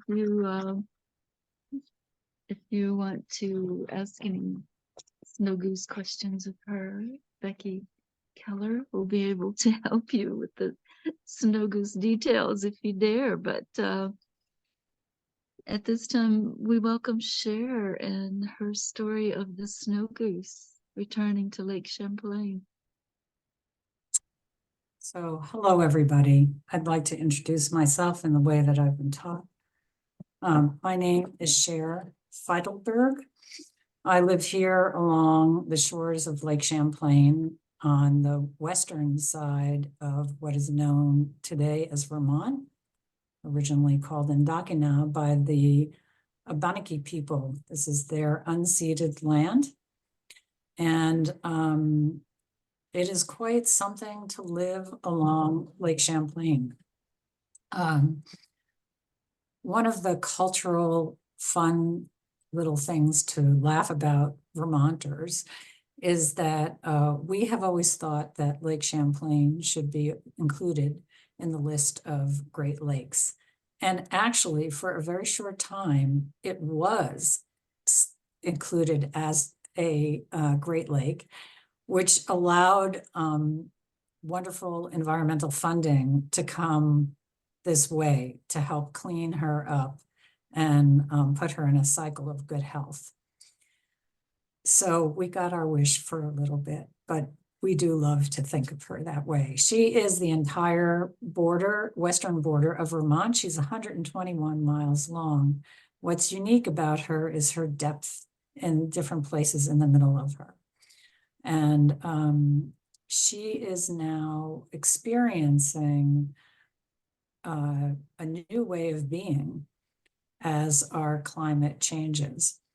So there was discussion about what I would do, and what I really talked about was coming to you on this day before World Water Day and talking about what, not me talking, but all of us having an opportunity to talk about what does it mean when we talk about the waters opening in the spring? How do they offer us guiding principles and wisdom so that we are anchored in our understanding of ourselves or what's happening upon our earth? So what I'd love to do is treat you with a little bit of expression, and I will find out if screen sharing actually happens, with life along the lake and some of the possibilities that we all have that are held within our heart and our very soul being to connect with and expand into when we go to something, any water, any tree, or go out to sit with the relatives that might come to us in the natural world. So again, as I share this video, what I'd love for you to do is to allow it to flow over you just as water flows and help you expand your own wisdom around what open waters mean in your heart and how do they offer you an opportunity to explore whatever that metaphor is for you, the opening of waters. And then we'll come back and share that, okay? All right, so for a little bit of fun and a little bit of a thank you for just coming and participating this week and helping to put a very beautiful basket and container around the Palenque gathering. And we'll see how adept I am at this. So let's start with the sharing. And here is the video that I would love to share with you. When the stars mark the start and end of my day, I have. Can you all hear that? Yes, okay, great. Just sound check. All right, here we go. When the stars mark the start and end of my day, I have spent my waking journey traveling the universe.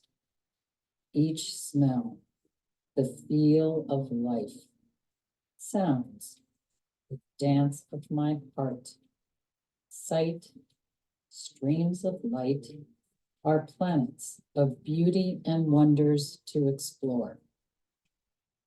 There are in-between places where my soul dances and my heart springs. To break the ties of time, one needs only to glide through the light. Change came in raw mythological power. The thunder drums rumbled, lightning flashed deep within the clouds. Moons called magic into the wonder. The portals of time opened, inviting dragons to enter the bed. I heard the pause. The energy shifted. Wind silenced. Rain tumbled from the sky. Full, magnificent drops. A chorus of wet rustling. I stood outside smiling, washed in its joyous renewal. It finished like a song. Quiet returned. Beauty stretched out before me.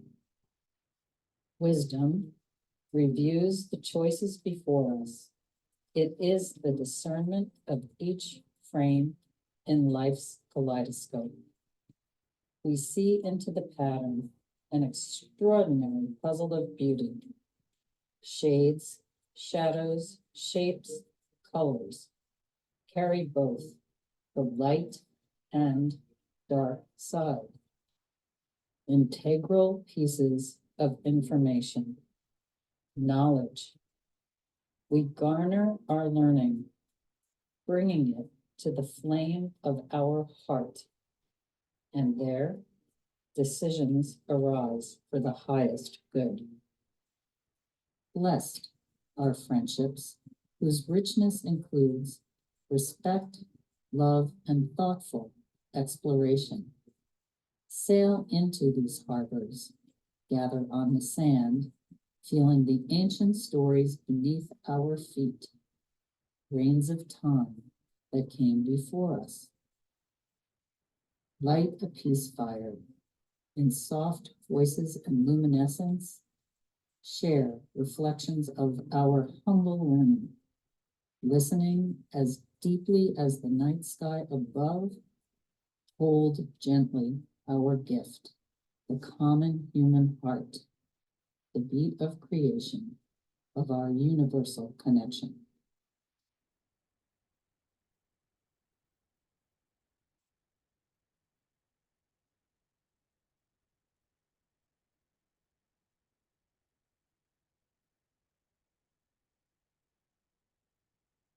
So I would invite you to put your feet on the ground if you're able, and to lean into your heart by actually putting your hand on your heart and allowing that part of your body to be forward.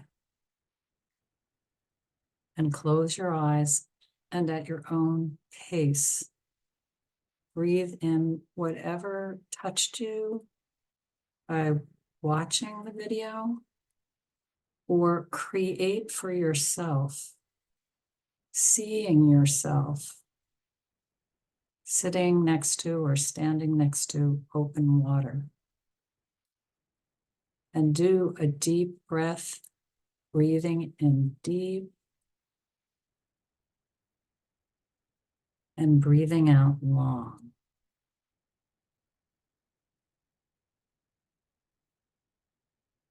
And now take the opportunity to create that pattern for yourself, doing it 3 more times. And then let's start sharing. And if you could use your raise the hand icon when you want to share, that will help us listen deeply to each other in a relaxed and open way.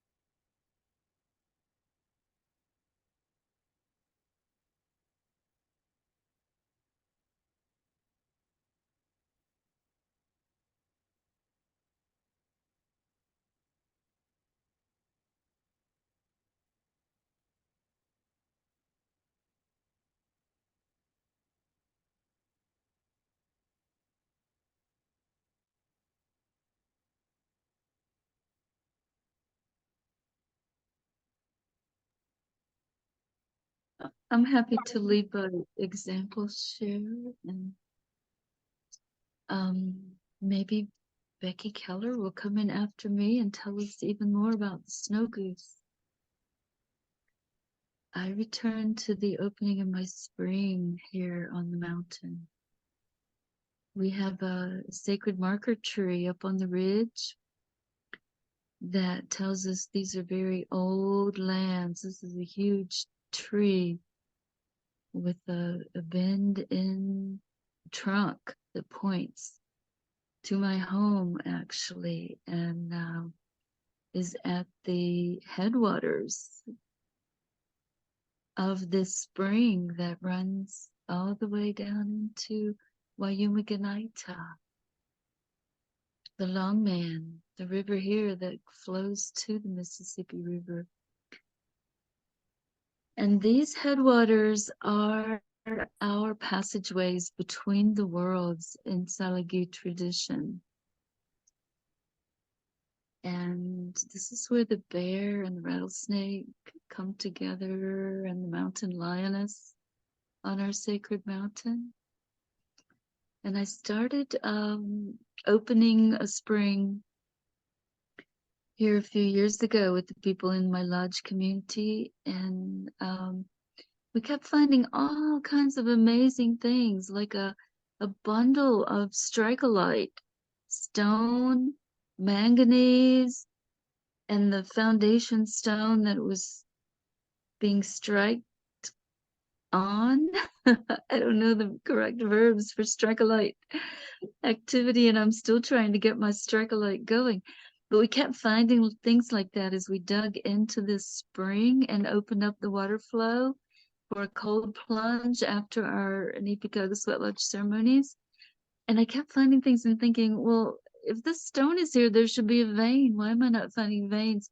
And finally, it occurred to me that our Salagi people bring offerings to the spring headwaters and give the offerings to the spring and to the water in the spring and at this time of year. And I take offerings to the spring and the plant medicine every month on the new moon, at least 4 days after the new moon, and sing 4 songs and offer the native lobelia and the plant medicine. And I maybe take more stones than I give back to the spring, but I do take gifts to the headwaters and to my sweet spring that feeds us so well. And she brings me songs. She brings me so much joy. And I'm complete at this time. And I see Becky's here. If you want her to share, whenever you're ready, share. Okay, so let me set an example. I am very fortunate in life to work for the Lake Champlain Ferry Company, and to live near this lake. And when I come to this time of year and the waters are opening, I find myself in great joy and release. For me, in my way of walking in this world, wintertime is a time of going within and reflecting upon what the seasons before have brought to me. And it's a beautiful time. The dark is so gorgeous. And with this time of year, we're shifting into light and to this great opening of this body of water that is so magical to me personally. I was a 3rd through 5th grade teacher, and we would talk about water and as a unit. And I would always open the unit by sharing with the children that their spit might have been a dinosaur tear at one point in the cycle of life. And when the waters open like this, what I really find myself connecting to is the traveling of the water along with my traveling through the wintertime. And where have I come in this moment? And what inside of me is waiting in that great expanse of opening to be set free? And I just feel the renewal and the rebirth and the readiness for growth and what comes next. That open waters, after being very still on the surface, offer in the spring. So I would love for right now, if we could connect to that theme. And of course, if spirit leads you somewhere else, then that's meant to be. But I'm just putting a little encouragement.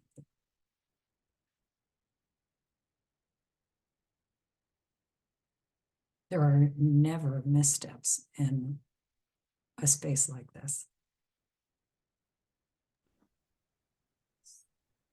I will share what I was thinking about as I watched your video. It was beautifully done, very thoughtful.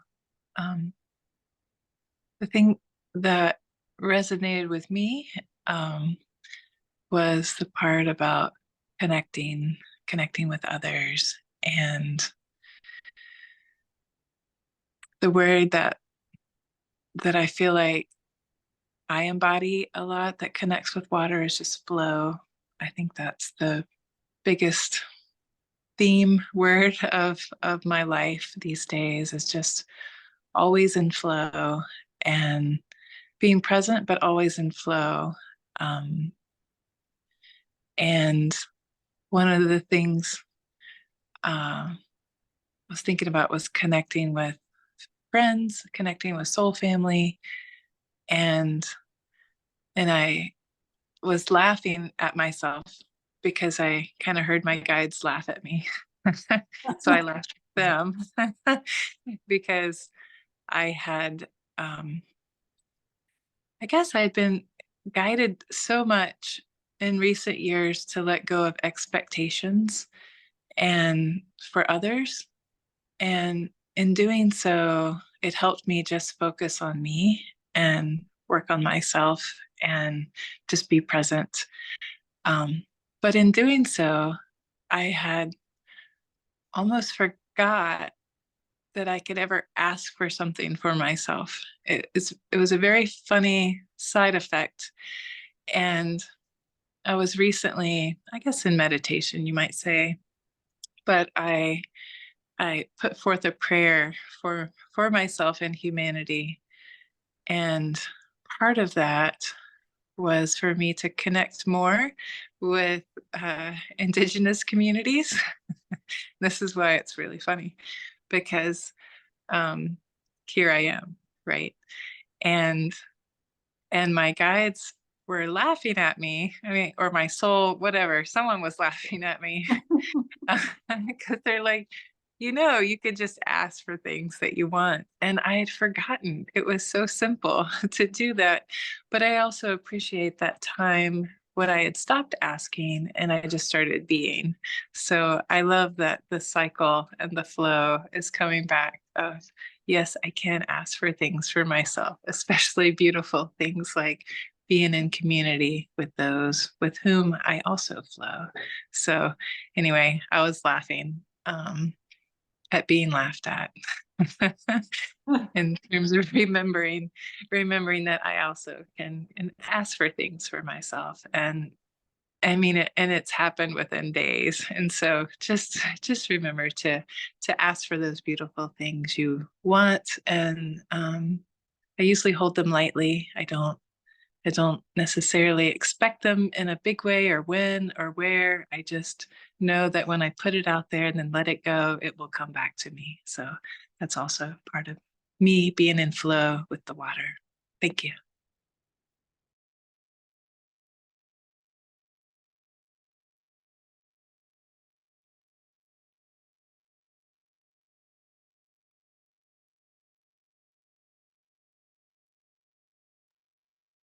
Well, this is Freebird, and I will pick up my feathers and share a little bit. Um, that was a beautifully done video, and I didn't quite catch all of the words.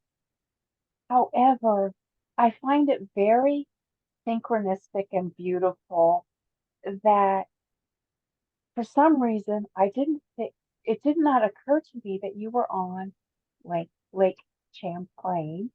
And when you started showing the waters and then spoke about the ferry, it took me to a time, again, very synchronistically, because I've been having a heck of a time trying to stay warm today. Just could not get warm. And when I was started on the call, I was actually in the bathtub, in the hot bathtub, soaking in salt water. So, and now I'm in my room and still kind of trying to get warm. But it reminded me of a time when I had started out on a peregrination on my motorcycle, and I had ended up at this campground, and I couldn't remember the name of the lake that we were on, but it was Lake Champlain because the next day we had to take the ferry across Lake Champlain to get to another base that we needed to go to. So, but when we arrived there, it was the very first campground that there was no facilities. Well, there was a facility, but there was no hot water and of any kind. And when I get off my motorcycle, I stay in this elevated state of prayer and singing mantras and so forth. So the whole time I'm cruising down the road, I'm in prayer. And when I stop, I need to eat because I usually fast as well. You know, birds don't eat when they fly. And so, get something to eat and then take a hot shower. But there was no hot water. And so I'm throwing this major hissy fit with Creator, letting Creator know that this is just not appropriate. I have to have hot water, blah, blah, blah, blah, blah. And, I'm having my hissy fit. And so then I step out from my hissy fit and I'm walking along the bank of the Lake Champlain.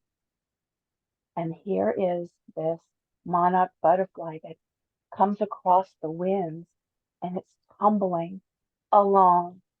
And so again, the synchronicity of the butterfly dance, and sharing the butterfly dance. And here was this monarch butterfly that was, and I scooped him up and was holding him, and he grabs a hold of my fingers, and I take him back to we went for a little walk, a little while. I'm going, what are you doing here? You're way past migratory time. What's going on here? And I heard so clearly, just be with what is. Just allow yourself to tumble in the wind, and you're going to be okay. Somebody's going to scoop you up and warm you up. So I take him back into the tent with me. And my partner at the time is like, you can't bring a butterfly in here. And I said, I can't leave the butterfly outside either. He's trying to get warm too. And when I had gotten back to the tent as well, my partner had put everything on that he could possibly think of that would have heat because he knew that I was trying to get warm. And that lesson of the butterfly and being there on the lake, of just be with what is. You're going to tumble in the wind. Somebody's going to heat you up. No worries. You'll be warm. Now the butterfly didn't make it through the night, but he shared his spirit with us. And I felt that butterfly and that lake throughout the rest of the peregrination.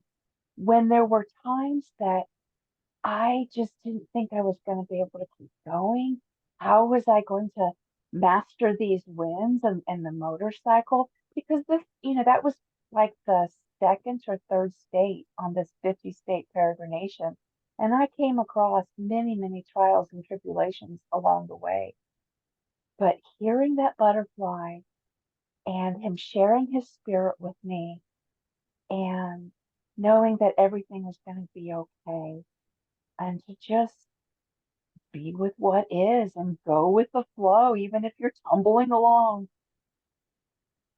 It was a beautiful memory to be brought up today, and especially today as I am doing my best to stay warm, going from the Florida heat into the cold of Ohio. So thank you for that today with the butterfly dance and the sharing of the lake and the snow beach. I really appreciate it. And I will put my feather back into the center of the circle. Thank you for listening.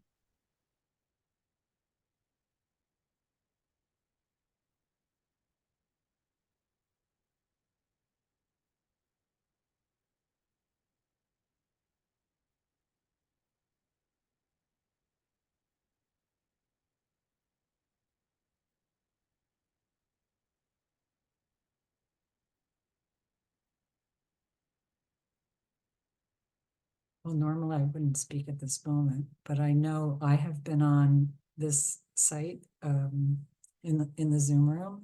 So I'm just going to put it out there. I know some of us step away and leave our picture up so that we're able to come in and out. And just deep listening is a gift for any of us who do some open sharing. So I'm just wondering, aha, there we go. Are there any people behind their pictures? Hi, Lisa. So are you happy to share with us? Or would you like to hold the space? Hi, Well, I Tim. was trying to hold the space, but I would like to share. This is just so beautiful, and I am enjoying just sitting here and soaking all of this in. I'm working on learning how to tread more lightly in life, and that's what's brought me to these circles as well. It started from a morning fire circle ceremony that I attend most mornings. I slept in this morning and missed that one, but I know Freebird from that circle and many others. And the things that I'm learning or remembering, however you want to say that, are so precious to me. And learning how to take this wisdom and apply it in my life so I can be, I don't know, just a better human in my mind, you know. I do my best to show up as an expression of love and help where I can. And learning of these ways, and sorry, my dogs are wrestling right now. They're feeling some happy energy over here. Um, but I just want to live in a deeper way. And I live here at the tip top of the Williamson River watershed near the springhead. I know it's up on the mountain a little further up, but when we get rain and any sort of precipitation, when I remember to do so, I try to infuse love and all the good things into those raindrops because I know that they flow downhill and they all flow down to the river and out to the Pacific. And so any energy that I can give to infuse love and kindness and goodness into those waters, I know that there's energy that gets carried in that. And so I'm just really grateful to be able to be aware of that, and in a way that's kind of my way of helping to raise the frequency of the world, if you will, and to send love out to people that gets indirectly touched by that. So I know that this world, that there's a lot of chaos in it, and being here in these circles, it helps to keep me in alignment and in flow, and to have that peace resonate deeply within me, even though my dogs are a little chaotic right now. But it really does just add so much to my life, and I appreciate all these shares, and thank you for allowing me room to speak and share. And with that, I'm gonna pass my feather back.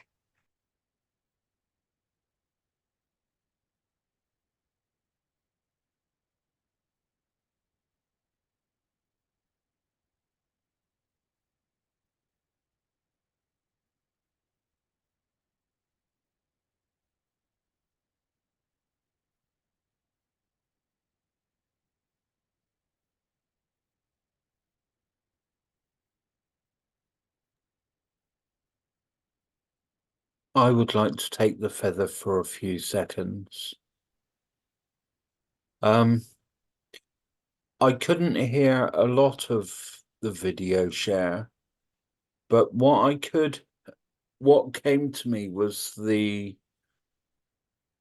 feeling that water must have, as it goes through the cycle from raindrop to ocean to river, is the unification from the individual to the unity of the whole, from an individual to universal, the reunification, just that feeling of love coming from all, from being separated to being reunited. Thank you. I pass the feather on.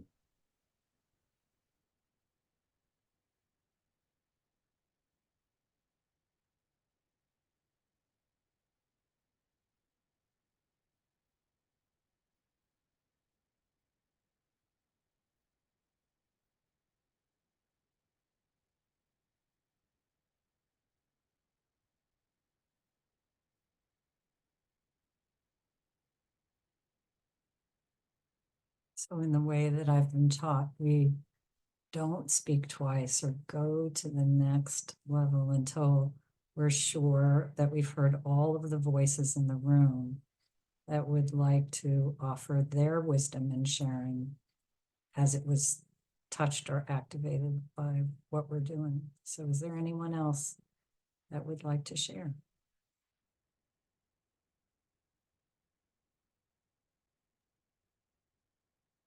Hi, Carla.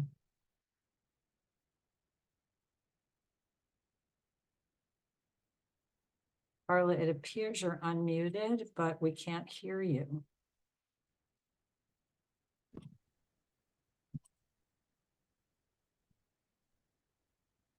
Is that better? Yes, here you are. Welcome.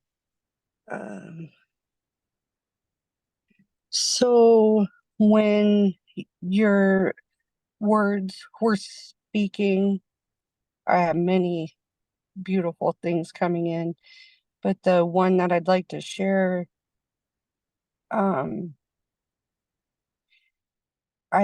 was seeing the snow-covered mountains and what you were saying, visualizing it in my logical mind.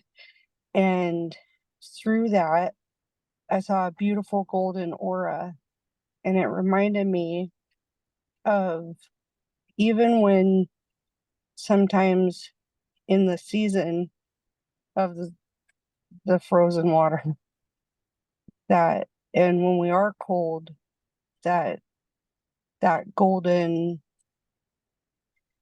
aura, for lack of spirit, beauty, the golden warmth, to trust that there is warmth and comfort and through the cold. That's it. Thank you.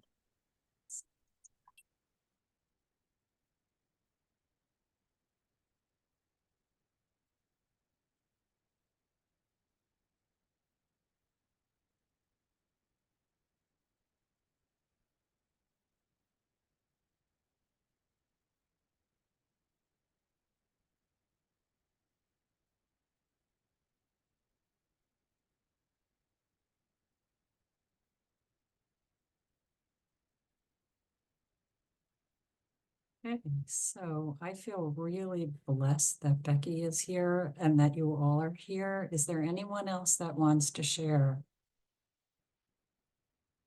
because then I will gently take you to the next part of opening waters and what that means, not just for the snow goose, but for all of our relatives. So just checking one more time. All right, I'd like to share a picture with you. Oops. See how this goes.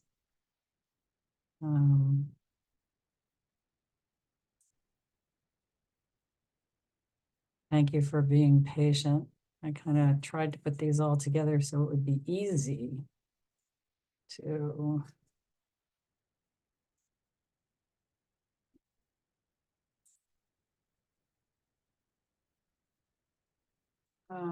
it's not going to be easy.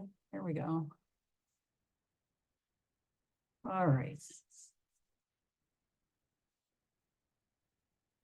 So one of the things that is remarkable to me that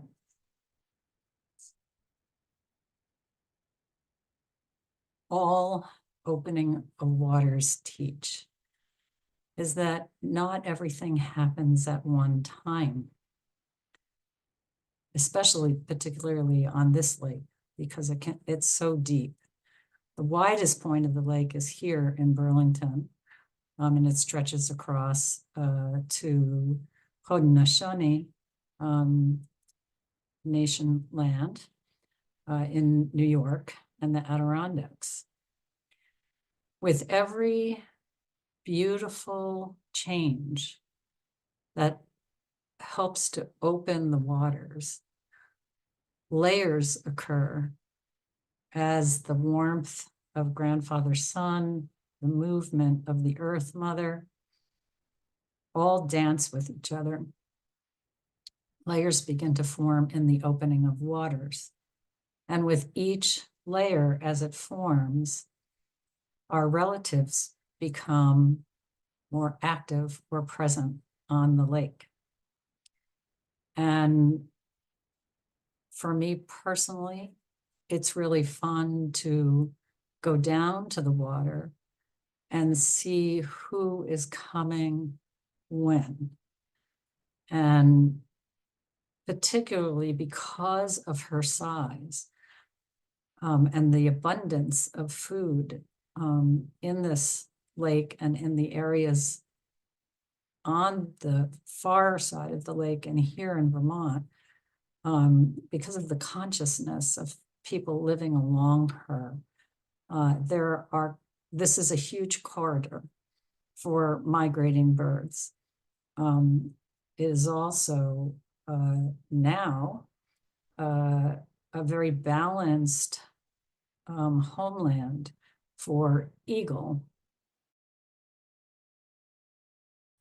who originally was everywhere, but for the longest time, there were only eagles coming to Vermont from the Adirondacks to fish on Lake Champlain until but then they would go back to the Adirondacks. There were no real nesting eagles that could create a sustainable, that were creating a sustainable community of eagles nesting in Vermont until a very specific project that took place on what is known as Dead Creek in Addison County, where eagles were fledged. And then, and over time now, we have a very strong, healthy population of eagles on both sides of the lake. And what's kind of fun about that fledging is that this consciousness that people have raised among their communities about securing these corridors for our migratory birds has had that fledging of the eagles in Dead Creek, which is also an area where thousands of snow geese migrate through in the spring and in the fall.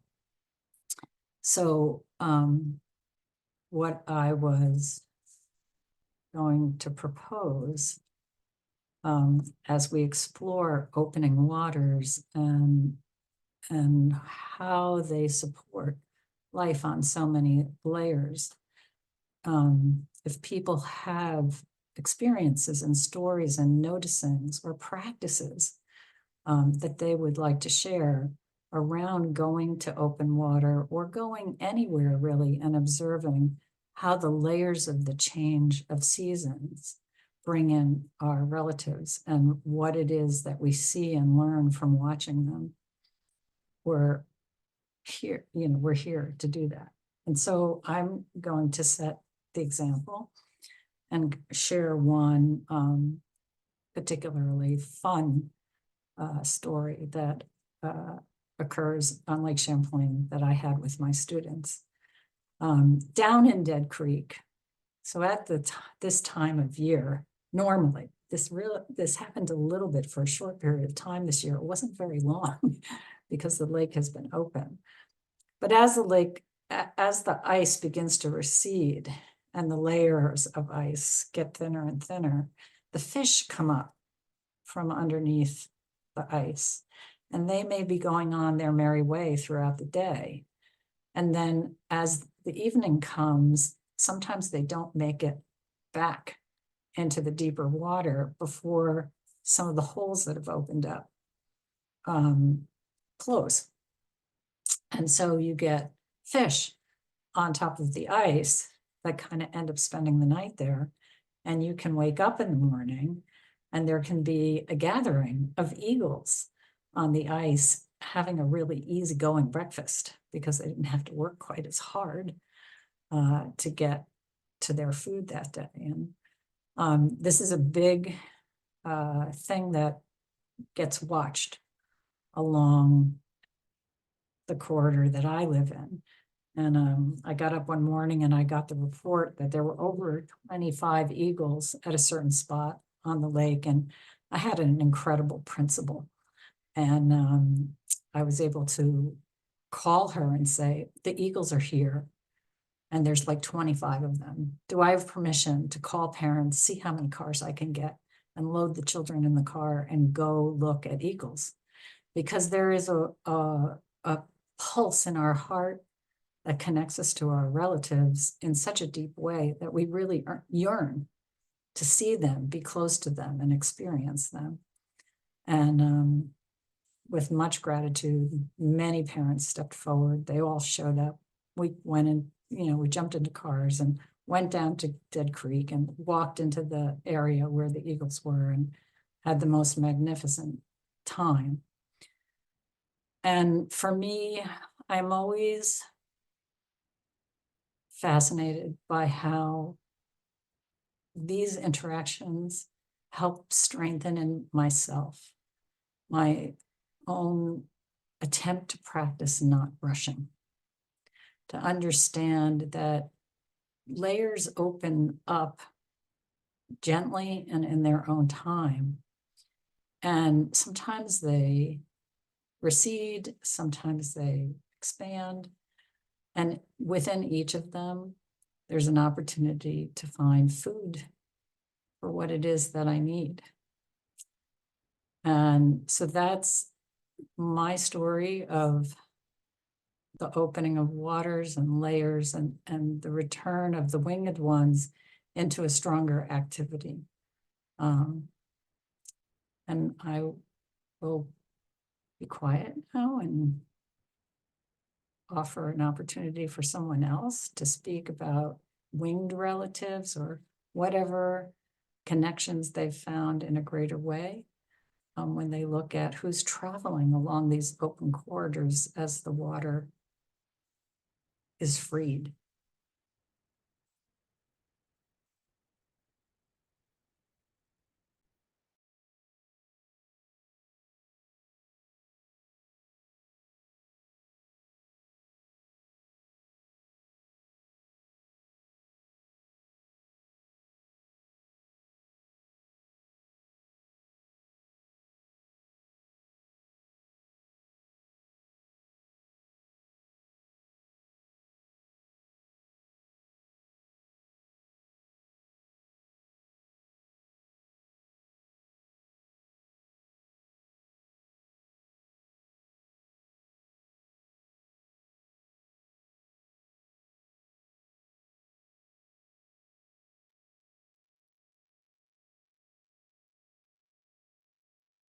If I may speak about the beauty of the water and my experiences of bird life on the water when I was in Africa, because the colours of,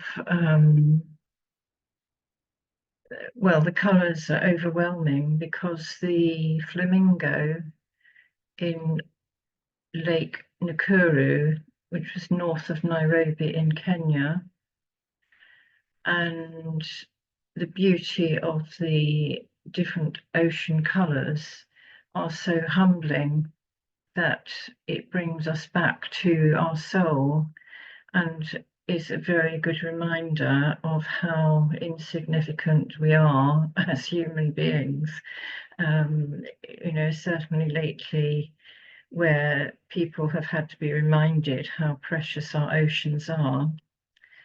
And I'm just, as you were speaking, Chair, I was just remembering all the gratitude for the water, where when I was living in the Seychelles, where as we landed, I was out there as a volunteer, and as we came into the islands, the turquoise and the royal blue and the green, and it was just breathtaking, and the very nature of the colouring with the light is just so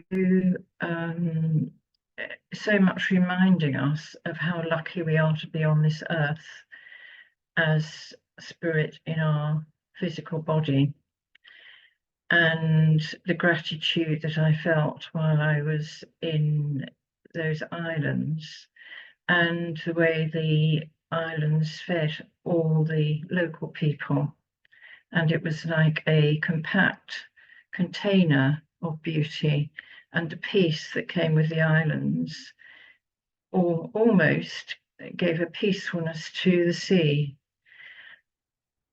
And then there's the other extreme where the water carried all 10 of us, that we were on a boat one day going between the islands, carried us back to a boat because our boat had broken down and the sharks were everywhere. So, you know, the water, the buoyancy of the water on that occasion, you know, it is just such a wonderful feature of the planet. And the planet, of course, has to have water to survive, and feeds us from the point of view that, you know, we are so lucky that we have so much water on the planet. And yes, the birds, I keep thinking of the birds as I think locally here of the seagulls, and they come and they speak when they arrive on the roofs. So yes, I think the two together is what I'm trying to say, the glory of the bird life on the ocean as well. And I'm complete. Thank you.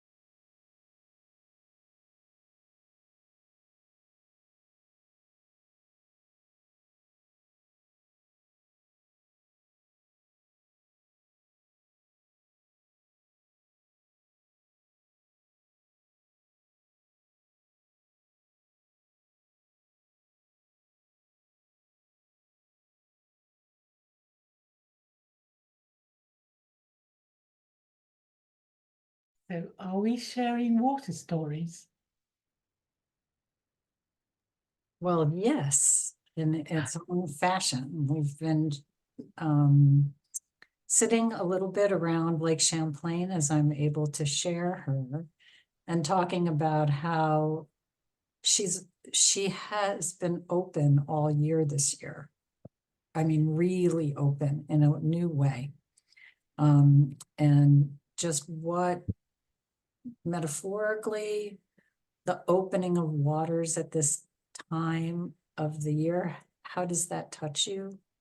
What is the wisdom that you find within yourself as you reflect upon that or sit by the waters? And then we had just gently started, Ursula, moving into water doesn't open up all at once. It opens up in layers. And as it opens in those layers, different relatives appear and dance with each other and the water as part of the ushering of the change of the season. And so I had that was more of a second phase. And in my sitting with this, there's a third phase coming up that really does focus more on geese. But what I had opened it up to is what's important. I think what's really important, and I'm sure I'm speaking to an audience of like-hearted thinkers. It's my personal belief there's nothing between us and all that is happening around us. We are all right now directly and forever and always connected to each other through breath, through water, through a cosmic source of energy that is awesome. It's awesome. And so we have the capacity to go out into our surroundings outside of our house and have all of the lesson and wisdom that Spirit has put before us. And we sometimes forget that because we're conditioned out of it. We know it when we're born. We live it when we're born as children. But then we go into institutions and we forget sometimes. So we remember ourselves to the membership of Spirit and the community. And so this is just an opportunity to look at something very specific. And you're a wisdom keeper. And see what awakens in our hearts and how we can co-create together that strength within us to know that we can go out and receive what it is we look for and also be surprised by what we find when we go into deep listening outside without feeling like you have to do anything specific with all of that. What does that open up for you? At this point, would you be willing to share? Well, I do have a practice every morning. Literally after 5 minutes or 10 minutes of contemplating, I take a glass of water to drink to start the day, always with a glass of water. And I do my call over to the water then, you know, thanking it for the cleansing property, thanking it for the healing property, thanking it for the nourishing property. So that's a sort of little love affair that we've had together for quite a while. But when I was listening to you and Lynn speaking, I suddenly got more of the significance of the watersheds that are spoken about every time we do meet in a grandmother's circle, you know. And I'd completely forgotten an experience that I had about, a few years back with my husband. And we went to Corfu, which is a little island. And we went before it became really popular. So we were on this little stretch at its sort of U-shaped bay. And we were the only couple in a group of little apartments. We turned up at the end of April, beginning of May. And so next to our apartment was a taverna. And there's a family living there with 2 children. And so I just decided to have a little ceremony with the children and see them every day. So we'd go down the steps and paddle along in the sea in that U-shaped bay because it was quite shallow near where I was. And the children would come along after school and we'd be bashing around and playing and everything. So there was a kind of routine to the noise and the fun and a ship would go by every lunchtime when the children were there.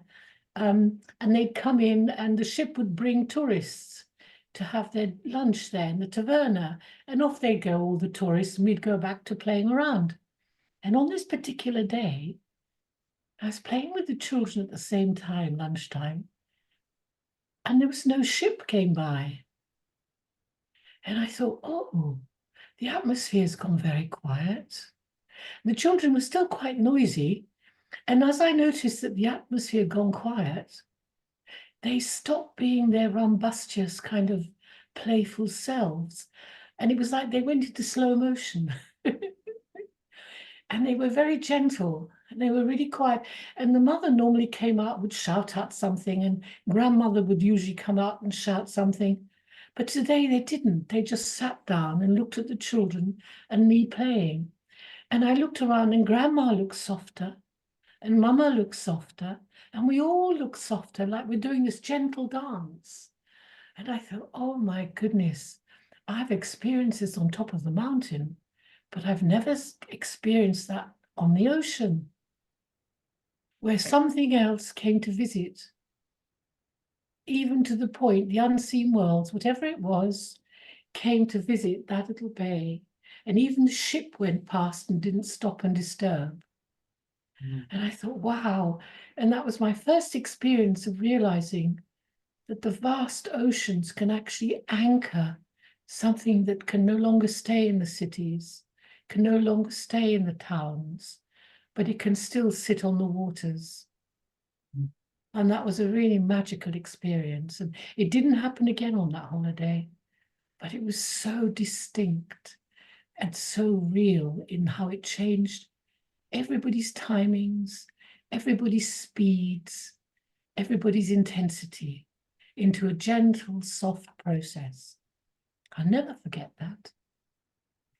So that's my little story, for which I am complete. Thank you.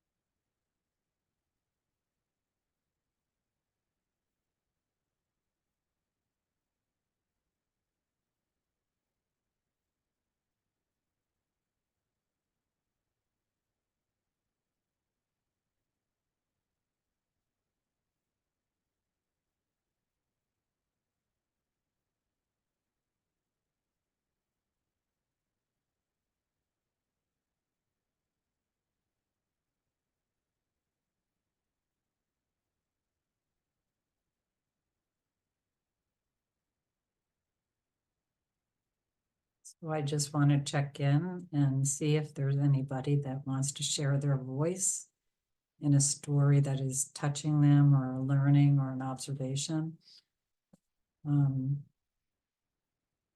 Before I offer something else up for us to maybe reflect on. This is Freebird, and I'll pick up the feather. I have been reflecting on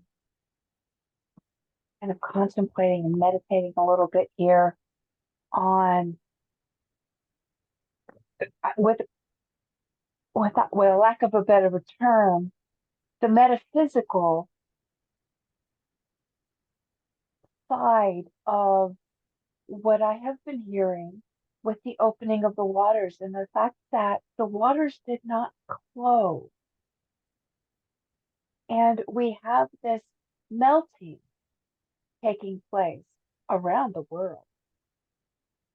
And that being an opening for ancestors, for our brothers and sisters, and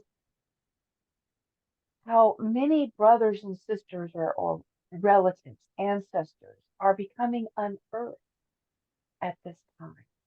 And from the, original. And I find it so beautiful that the ancestors felt not to hide in this winter time, and that they are with us and being unearthed at this most auspicious time in what we call our history.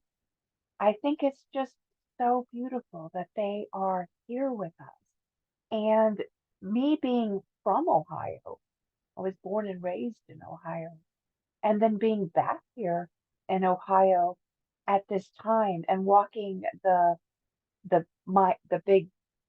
Great Miami River, and you don't hear the geese like we used to, and the waters never froze over, and the wisdom of the ancestors seemed to be flowing so beautifully.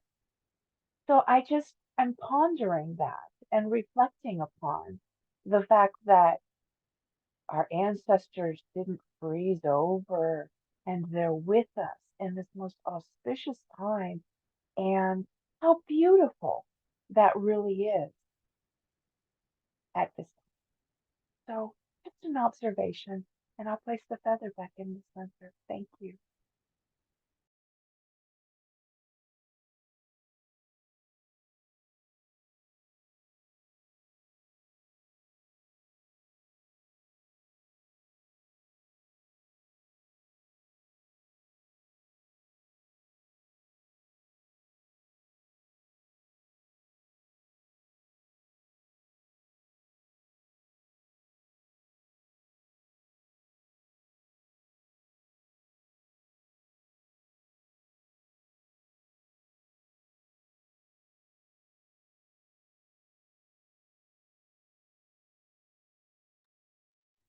I'd love to take us back to the dream world that Tilly opened a little earlier in the day. In the symbolism language of the soul, frozen water is frozen emotions. We dream of snow and being able to navigate on skis, or if we dream of boats, that's the ability to navigate the unconscious when we are flowing freely, or help in moving into navigating the flowing waters in our lives through our emotions and our tears of release, and the gift that is grief, parting gift from those reflecting the love that we've experienced in our life. And if that is frozen, emotions are frozen, then the whole body is affected. But our soul wants to help us.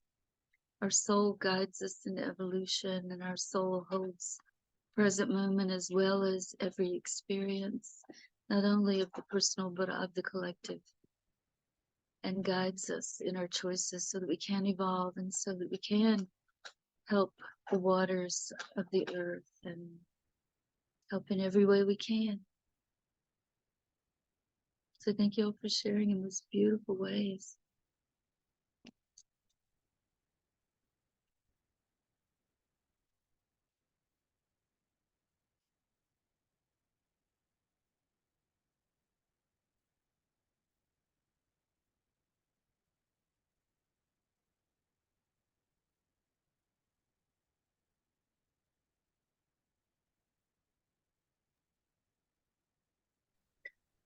I have something's come up twice in what has been shared here about the water. And the first one was when a tear was mentioned, right? You share, I think you talked about sharing with children. It could be a dinosaur tear, a drop of water. And that brought me back to, I guess, a soul memory that I've had. It's from very long ago, but on Earth. And then you were just talking about grief, Gail, because at first I wasn't going to share it. And then when you brought up grief, I saw it again, and I thought, maybe there's some reason I'm supposed to share. And It always makes me tear up. But it's just this soul memory I have of a past life. Walking in the tundra. I don't know how long ago it was. It was a long ago. And hunting. And I came upon, at least in that region, the last mastodon that I knew of. And she was dying. And I just have this soul memory of sitting with her for weeks while she crossed over. And I don't know, there's just this really touching memory of that wisdom that I could see. Like I can see her just lying on her side. Her eyes are still open. And I'm just looking at her, and I can feel all this wisdom and all this knowledge from how long she had walked the earth and how much she knew of the earth. And I just remember sitting with her for so long as she crossed over. And you could probably tell it was a very profound memory. And I feel so connected to those, I guess all of those, the elephants and the, but that one was a mastodon. And I don't even know why I'm bringing this story up, but the tear, and there's something about the wisdom and just being present and remembering, and the remembrances aren't gone. They're still with us. They have been. They're in our soul memories. They're in the earth's memories. They're in the whispers of the trees. They're in the mycelium. They're here. The whales sing those songs for us too. And they haven't gone. That wisdom's not gone. It's just a lot of people have forgotten how to listen and how to recall those things. But I do remember, looking deeply into the soul of that mastodon as she was breathing her last breaths, and she was just at peace, right? There was no worry, there was no concern. It was just pure peace. And I know, at least in that lifetime, it was exceedingly, like, that was the most important thing I ever did in that lifetime, was sit with her. Yeah, always brings me to tears because it was so special. So anyway, I'm not sure why I was supposed to share that with you all, but thank you for listening and the opportunity to share. And yeah, those tears they are very important, and that is also our connection with water and our emotions, and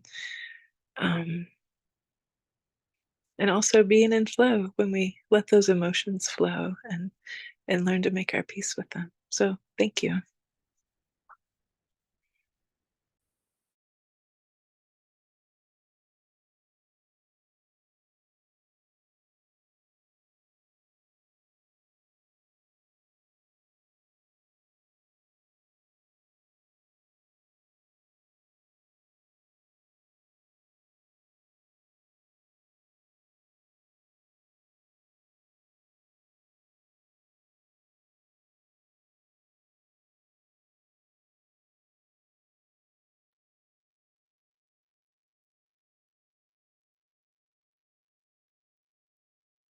Just checking in to be sure everybody feels like they've had a chance to offer their voice.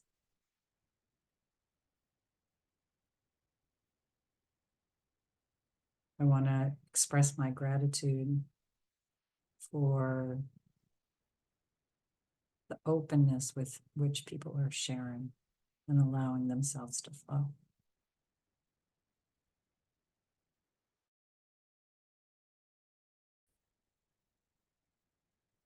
Okay. We're good. So there was talk about the snow goose. And what I would share with you today about that. is one of the benefits of working for the ferry company is I'm being paid to watch eagle, osprey, and the geese family and great blue heron. I'm actually being paid to watch them while I do my job. So it's really quite kind of amazing. When I'm working on the dock, I'm looking straight into one of the most beautiful small bays on Lake Champlain, now called McNeil Bay. And it is, because of the shape of the bay, it is safe harbor for the winged relatives as they come through. Now, what a lot of people may or may not know, and Becky, I don't want to put you on the spot at all, but if you have things to share, we are blessed by your being here. But it's not my intention to put you there. I'm ready to share what I have to share, and I'm sure that's going to open up things for other people to share in their own way.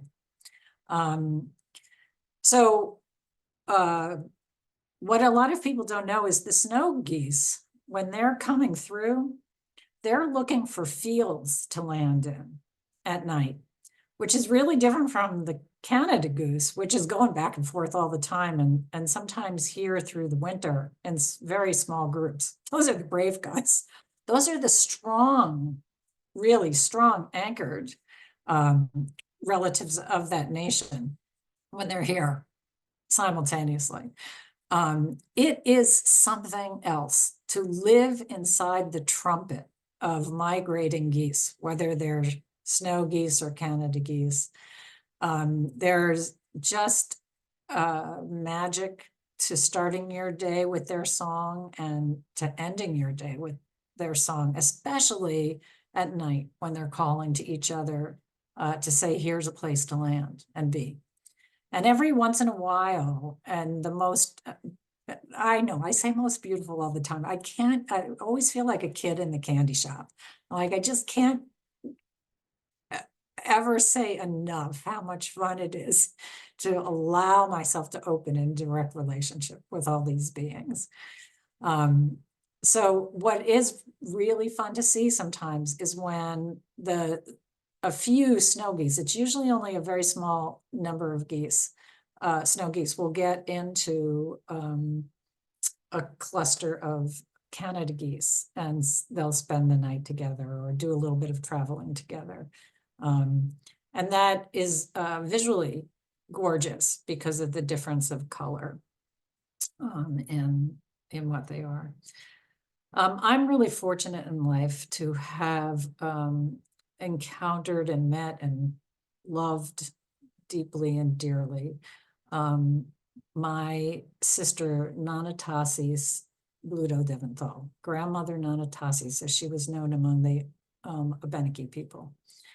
And she didn't have biological sisters and brothers, and she adopted me as her sister in a very traditional way.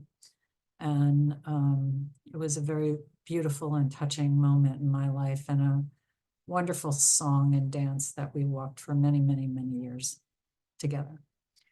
And she used to do women's groups and really encouraged women to look at the geese and what they have to teach us. Now, a great deal has been written about all of the things that geese teach us. And there are two ways of sharing about that. I can share the same thing that you can share if you Google teachings of the geese. It's just amazing. You'll see videos that have been made to help run leadership workshops in corporations and businesses. And you'll see poetry about it. And you will see that it came into mainstream culture through a minister as a sermon. And then because of the way my sister shared it with us, I'm sure these lessons, these teachings existed for hundreds and hundreds of years. Because our relatives have been there for hundreds of years, and human beings have a great capacity to go out into the world and make meaning from what it is they're seeing, because that is how it is. We learn from everything that's around us. All of us in the circle, in the hoop of life, become a teacher when it is our time to share our voice or step up in order to help balance the hoop. That's my share personal belief. What I have been privileged to experience with the geese is the wonder of the complexity of their language. And I'm not an ornithologist. I hope I said that correctly.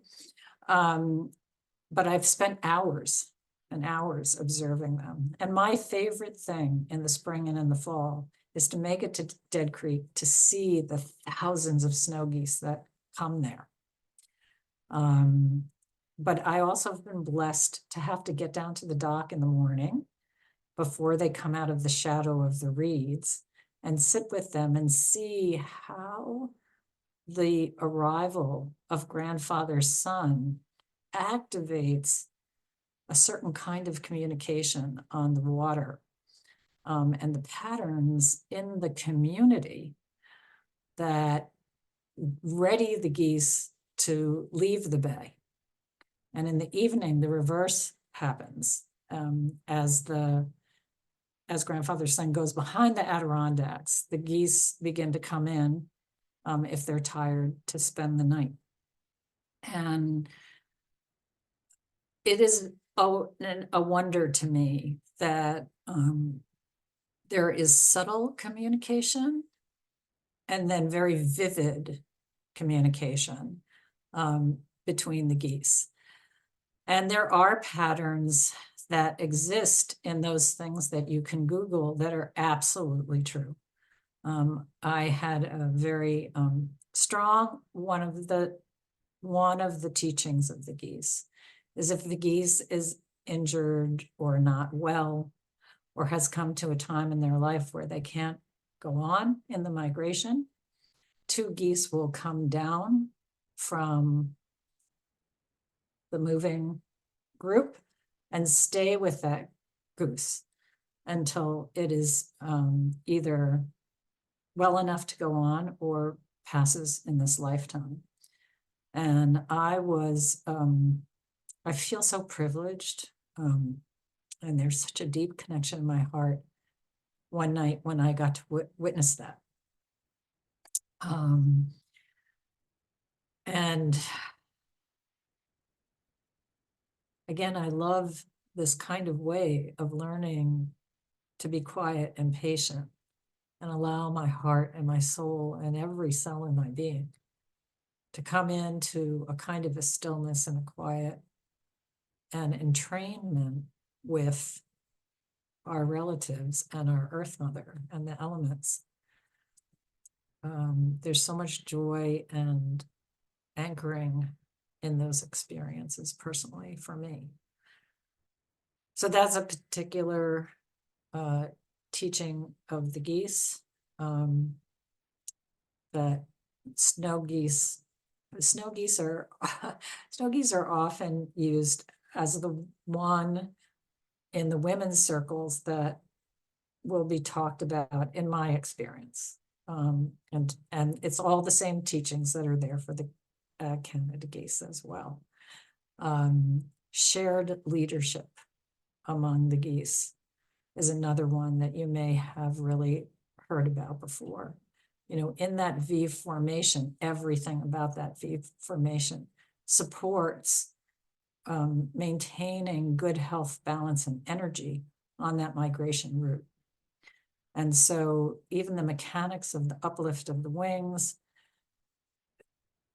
the drag, you know, you have your leader, you have your V, and the pattern of falling back when the leader is tired, the other geese moving up, that goose, the original leader goose goes into a place in the V that allows them to rest, and yet the uplift of all of its relatives are carrying it as it's resting.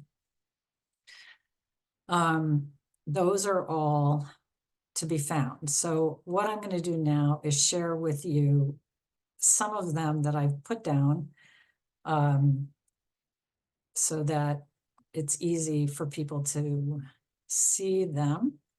But I really want to be clear that what I'm about to share with you comes from a myriad of places, whether it's, never sure how to do this when it's a screen share.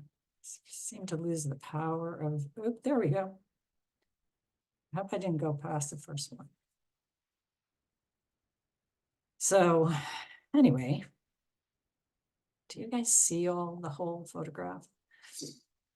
So these are some real naturalist facts, and how wonderful that it is that it has such a truth that it has transcended to people viewing it as so valuable that it's taught to help improve cooperation among others and co-creation and leadership. So you can, I don't know if you can see that in these pictures, but as each goose flaps its wings, it creates uplift for the birds that follow.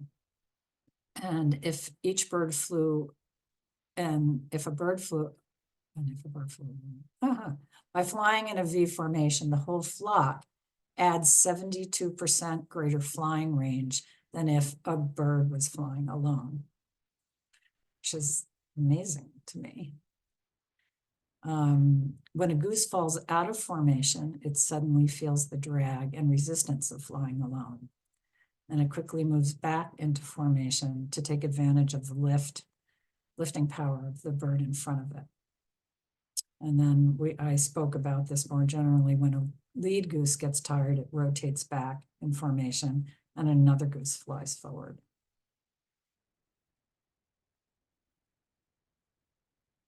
Geese honk from behind to encourage those up front to keep up their speed.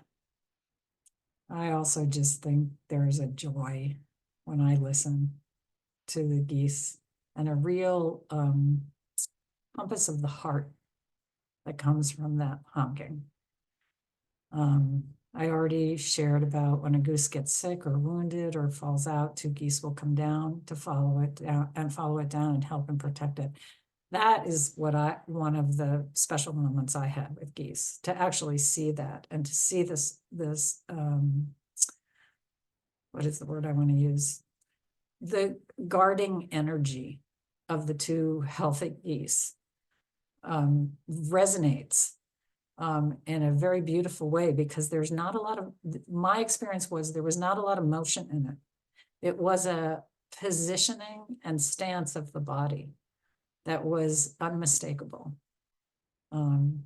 So that was I felt very special to be able to, I felt it was a very special experience to be able to see that. And then geese fly south for the winter in the Northern Hemisphere, especially the snow goose. And they're on their way. They don't stay here in Vermont. They're on their way to Canada. Oops. Oh, here we go. Wrong slide. This is my little treat for the end. If we had time and people were interested. So I think I missed a slide there, but I think really the main thing, people can, I just invite you to share anything that you know about geese or have experienced with geese that you find valuable in being able to reflect when you're setting your own compass in life and moving through from one place to another. So I will start, I shared that story, but I'll just set a little example. I really appreciate the fact that we tell a story through our body language that doesn't sometimes match our emotion or match even what we're saying while we're talking.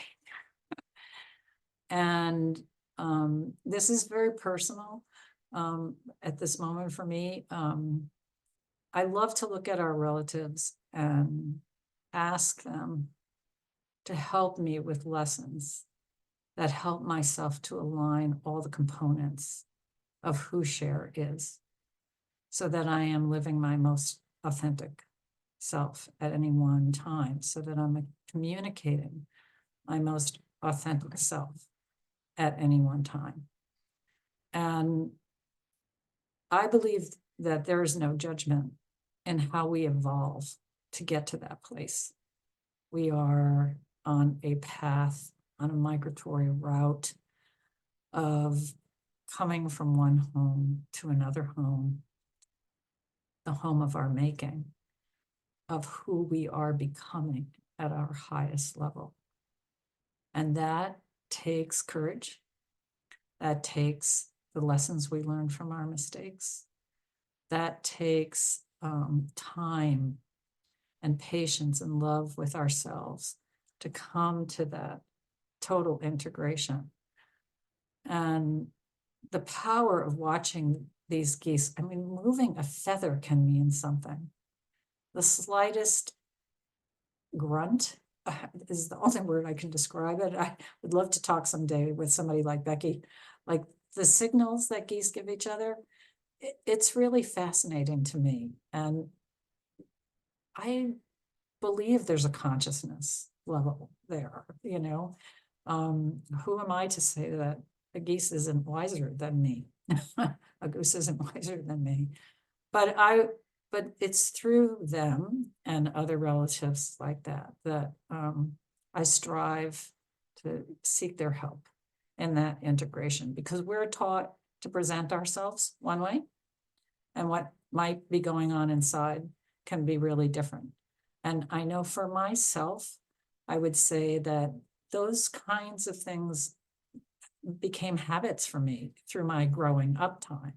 And what's really fun about getting into my other time down the line of migration is unlearning all of that.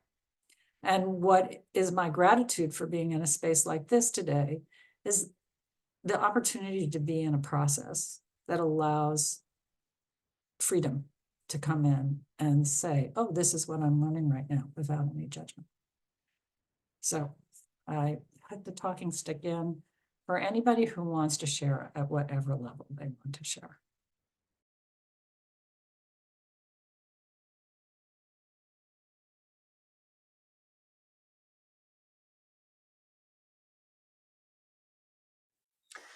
I used to live in an acreage when I was young, and we had a little swamp right beside us with trees all around. So I grew up kind of lucky that way, with frogs and geese and a lot of that natural life. But we weren't on a full farm, so we didn't have to deal with any animal cruelty or anything like this that my relatives were doing as extended family. So it's kind of a pure example of just being in harmony with the environment without trying to use it for something all the time. And, you know, when you're sitting out there in the calm, it has a certain language, it has a different vibration. And as a kid, I used to go out there and just meditate and sit with the water and sit with the birds and sit with the geese. You know, if it's the appropriate time of year in Canada, of course, they fly south. They're not here right now, but they'll be coming in the next month. And so I really resonate with a lot of what you said. And I think it is something that's important to stay in touch with. And sometimes they can be jerks, though. If you don't bother them, you're fine. But yeah, I just wanted to contribute. That's what came up for me.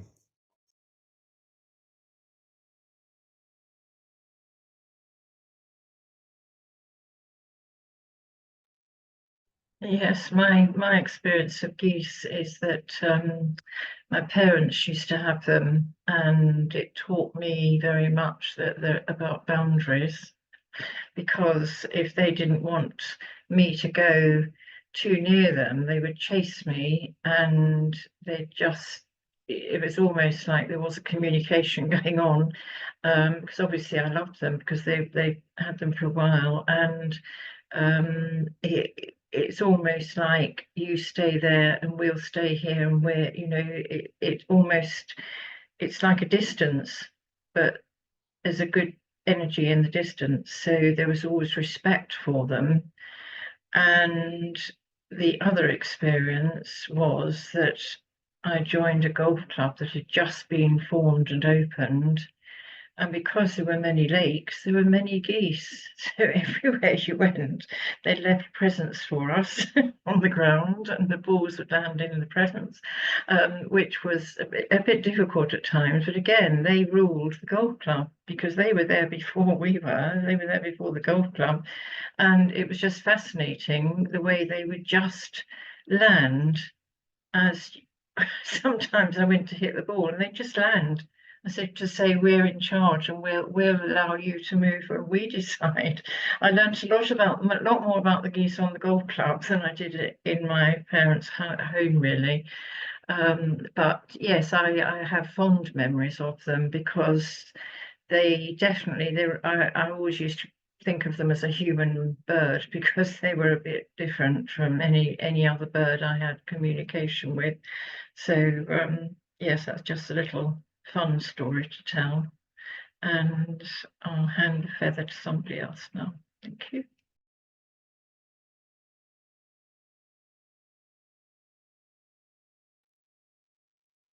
Okay, well, I'll pick up the feather. This is Shonda. And this has been an amazing experience. Many of you were here earlier when the internet crashed all over our small town in Texas and we were taken down. And I have a decent Verizon plan, so I was able to. I thought about coming back and I thought, no, I'll burn my bandwidth. I better not do that. And so I just was watching on my own live stream this ceremony carry on. And I suppose when I got booted from the room, it just took one of the co-hosts and made him host, and everything kept going. It was beautiful. And what was absolutely amazing is those that were here this morning know that I was having a hard time getting it together this morning. I had not gotten enough sleep. And so I was really groggy and I just couldn't. And so I thought, this is absolutely the time just to lay back and chill. So I have absolutely slept since the time my internet crashed, listening and watching the live stream while I was laying down. And to say the least, I'm not going to get into the dreams now. I will do that actually as a presentation later if the space allows. But one thing that I did notice to pull a highlight out of one of the visions that was given, it was told to me. Now, I really do not know that animal well. I've never had a commune with that animal. I grew up in the eastern woodlands and I grew up with the wood birds. And when we would hear geese, we couldn't see them because, we were in the midst of the woods. And then when I moved to Texas, Texas is wide open sky, especially up here in the high plains. And we see them move over, but there's no bodies of water to bring them, and there's really no lush fields for them to come. So we just see them and we hear them, and it is beautiful. We do have a small duck pond here, and we do have them land during migration on that pond. And I have videos that I've taken because it's an absolute treat the entire time town goes down there when they land.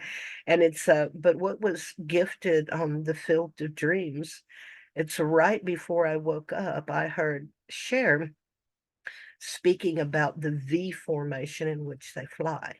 And that brought an image and a knowledge that I never had known or acquired before.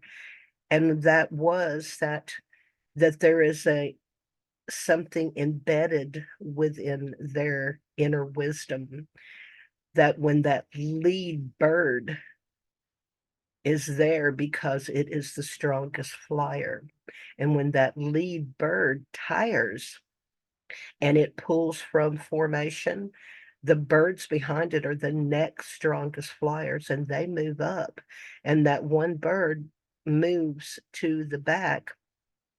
And we see how in a V formation, one line is always one bird longer, that is the bird that is moved to the back to float in the draft of the power of the energy within that formation.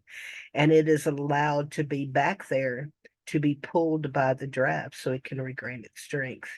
And I had never thought or even imagined such a beauty of recognition within their formation and who they are and how they work together as a power and union of one. And that was absolutely beautiful. And it's and I don't really think we're just speaking about the winged ones. I think this is where we are in humanity.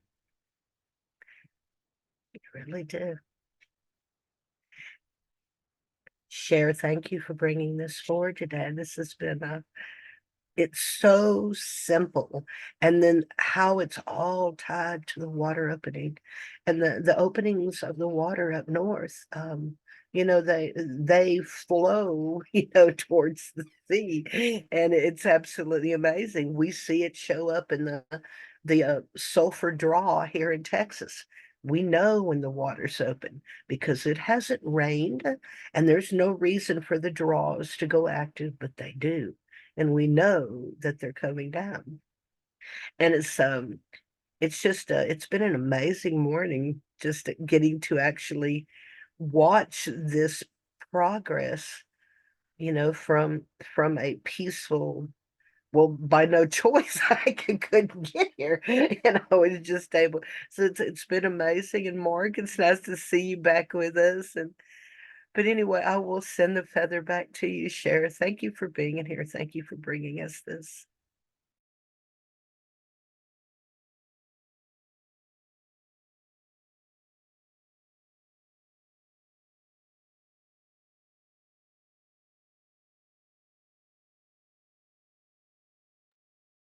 Well, this is Freebird, and listening to you, Shonda,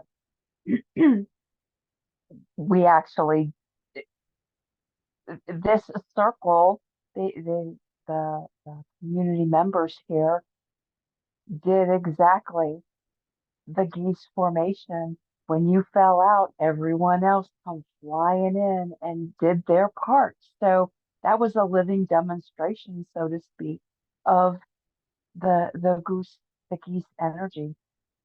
For myself, I remember the time when I felt that so powerfully. I was coming out of Colorado um, on my motorcycle, and I had a partner with me. This was on the first peregrination. He was following me in a Honda Element. And when we came out of Colorado and was headed into Kansas, the temperature dropped like 20 degrees and the winds picked up. I've never experienced such strong winds, and I was traveling at a 45-degree angle on the motorcycle and being swooshed off to the side of the road periodically. And it really scared me. So pulled off into this gas station, and the motorcycle was shaking just sitting at the gas pump. So we had put the motorcycle up on the trailer, and there was about 100 miles where I drove the vehicle instead of driving the motorcycle. Well, we saw a few other motorcycles and the winds calmed down a bit. So we pulled the motorcycle off and I start back off on the highway. the winds were still pretty strong and still pretty scary. But this semi passed me, and on the side of the semi was a goose. And I'm going, oh, and then the semi pulled in front of me, and above me was a turkey vulture. And I like to call them tippers because they kind of just tip along with the wind. You can always tell it's a vulture because they tip and just kind of where, an eagle or another bird flies pretty straight.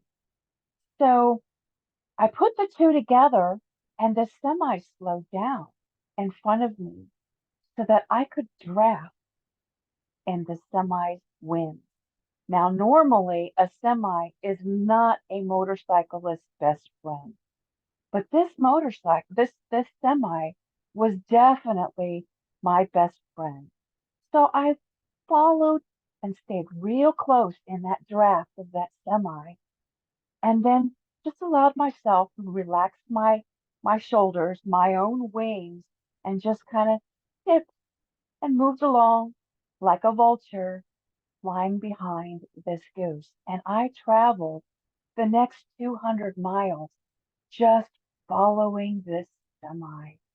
And it was such, with such ease and grace that I didn't even know was possible in those kinds of winds.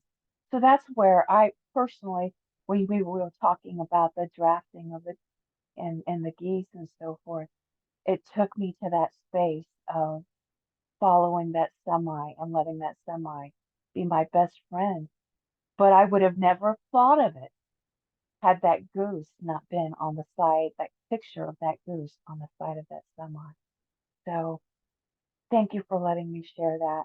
And thank you, Shonda, for this beautiful demonstration here and now today of the goose drafting energy. And feather backing, thank you for listening. Hey, hey. Well, sister, I will pick that right back up because we just had an episode of mouth drop, chin hit the desk. I mean, it's like, whoa, right, that did just happen. Thank you for having that download there. It was absolutely it was a continuation of the awakening.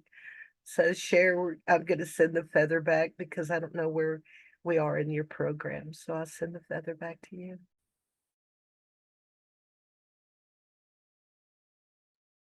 So I would just invite if anybody else has a geese, goose, or any other relative experience that helps us to understand the depth of community and what we're able to learn from our relatives.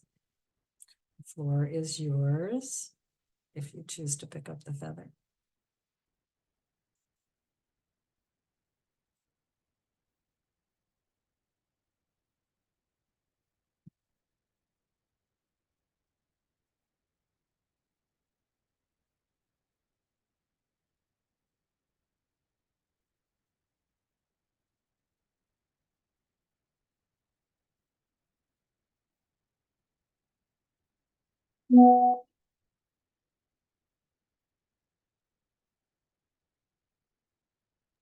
It feels like, certainly for me, talking about the winged ones, I'm really getting that feeling of a more intimate sense of where they've appeared in my life.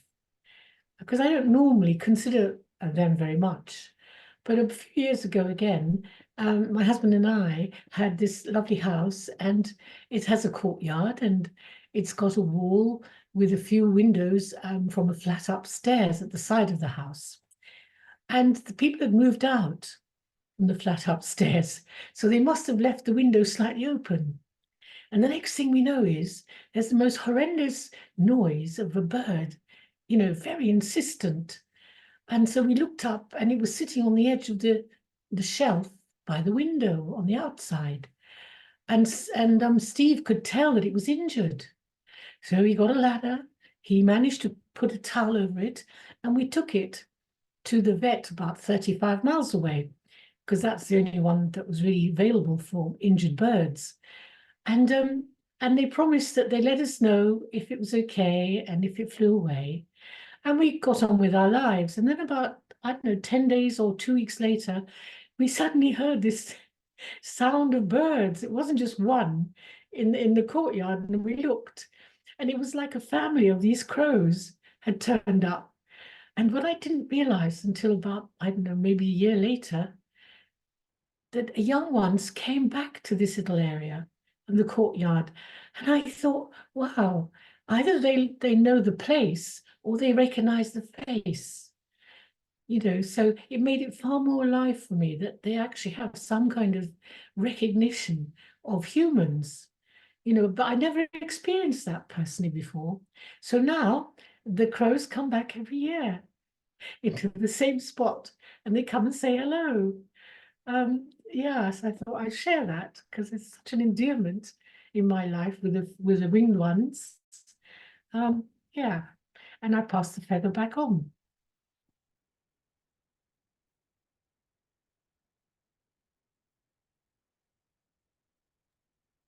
So I'm just going to pick up the feather briefly. Did you hear back from the veterinarian?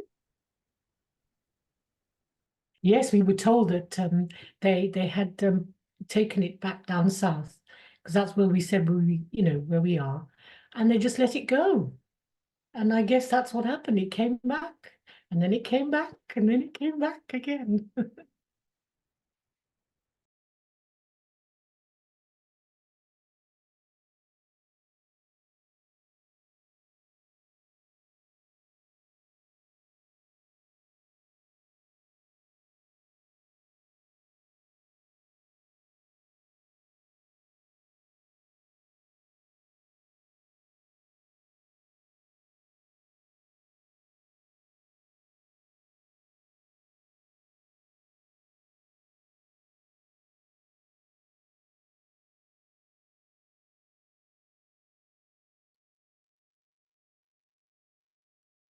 Okay, well, I'll pick up the feather again. Looks like the geese have landed are currently resting. Let's one thing I remember before I fell asleep earlier, John was in the room. And can anybody update us about that conversation? Because I don't know if I woke up in the middle of it or after it or dreamed it or what. But Gail, you were here. I know you were here. He was speaking with you. Gail, I'm Yeah, going to bring you. okay, ladies, I would ask if I could interrupt you for a minute before we go Close into out. housekeeping. I'd like to be able to close out in the respectful way.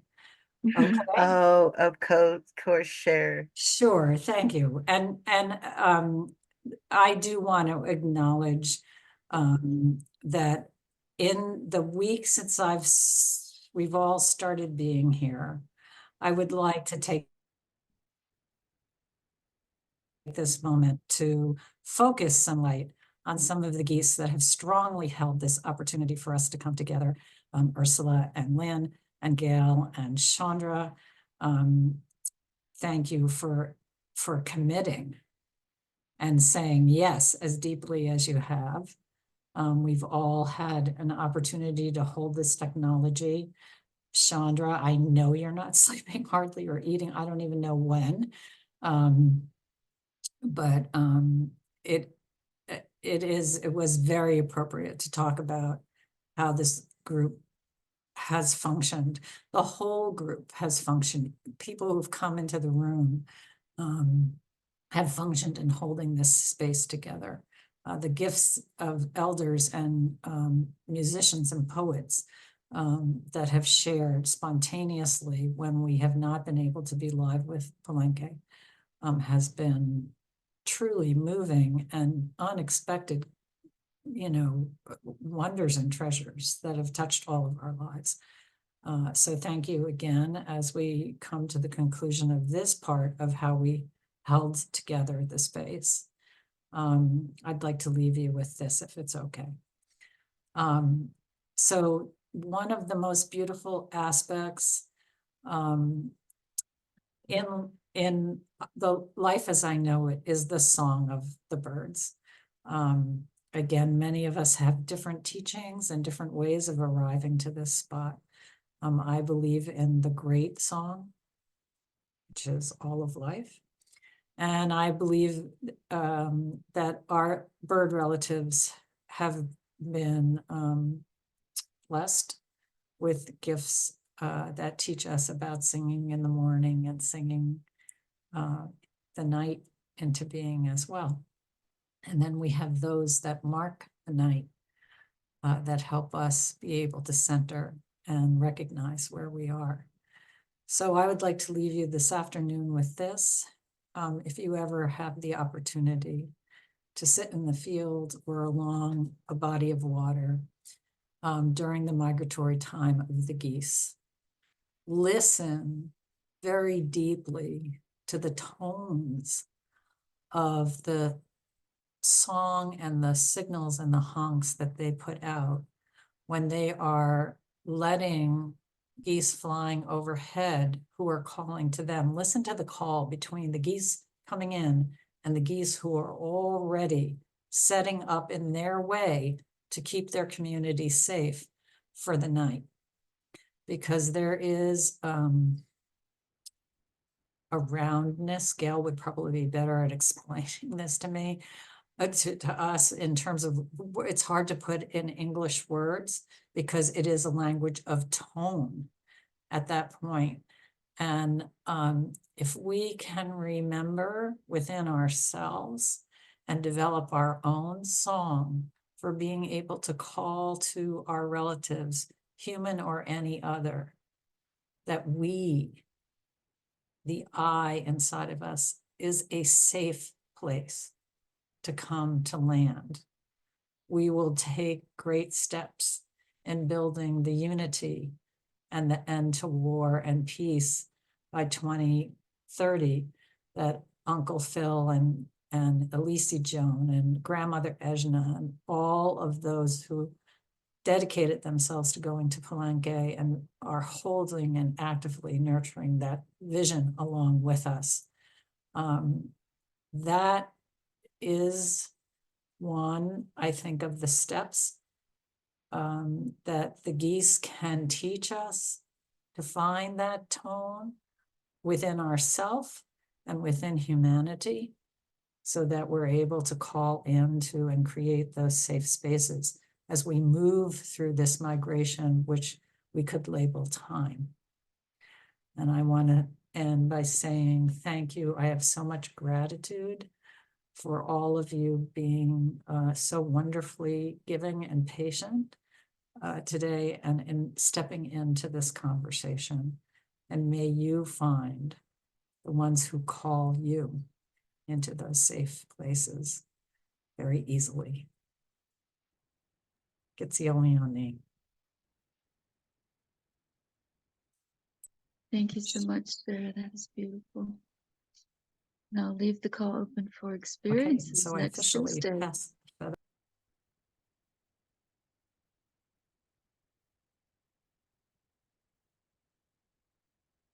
And I do need to leave now for at least an hour, and hopefully Shonda's going to tell us about something at 7. Is that a fire, Shonda? Can you tell us anything about what's coming up before I have to scoot out the door for an hour, or maybe I'll just look later.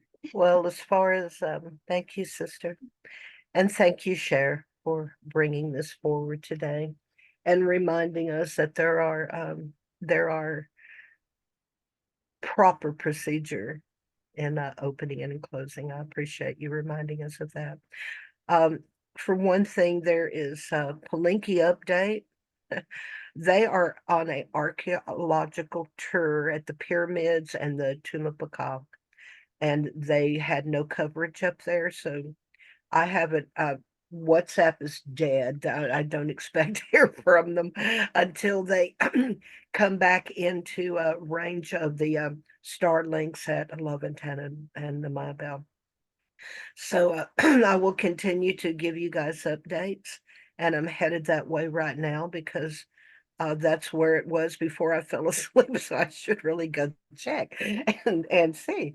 And one thing that I would like to do, I would love for if Becky, because I was seeing some amazing things from that voice and that the conversation and her connection. I am of the red cardinal birth myself, as I have learned from my sister Gail, when I thought all along I was only of the otter. So it's been an amazing journey for me. And I would also love to hear from Jilly, because these are two members of our family I have really not gotten to know yet. And so I would love to, let's start with Jilly. Would you please come in and just share your path, baby? Where is your walk? And I remember hearing that you are indigenous, and I would love to know more about that. And if you will, and Gail, I will hold it down till you get back, sister. Thank you. Well, I'm called Ekarayani. I guess only recently I came to actually learn that everything I thought about my family was not true, which is really crazy. I never related to anything that I saw that was native. I was always like, well, that's cool. Totally not what I'm about because I'm not that. But then shock, I think my mom was telling me like, yeah, maybe we have like one cousin who's indigenous. That's all I had heard until I found out like more truth. And then, well, then I got to hear, and I saw my DNA, and that was like a mess because my grandmother's like, yeah, no, that's a lie. I'm like, Ma, how can our blood be a lie? Like, are you kidding me right now? But she was born and raised in the times when that's how it was. So, but I live on Mohegan land now, and I have two teachers in my community, Taino, who I study with. And because we are detribalized, we're not a tribe. The government doesn't recognize us because on paper we're extinct. It's very hard to kind of come by traditions because a lot of it has been wiped away. And what little there are, we're trying to re-find it. I'm a linguist and I've studied like maybe 10 or 12 languages, so I like the language reconstruction that's happening right now of Taino.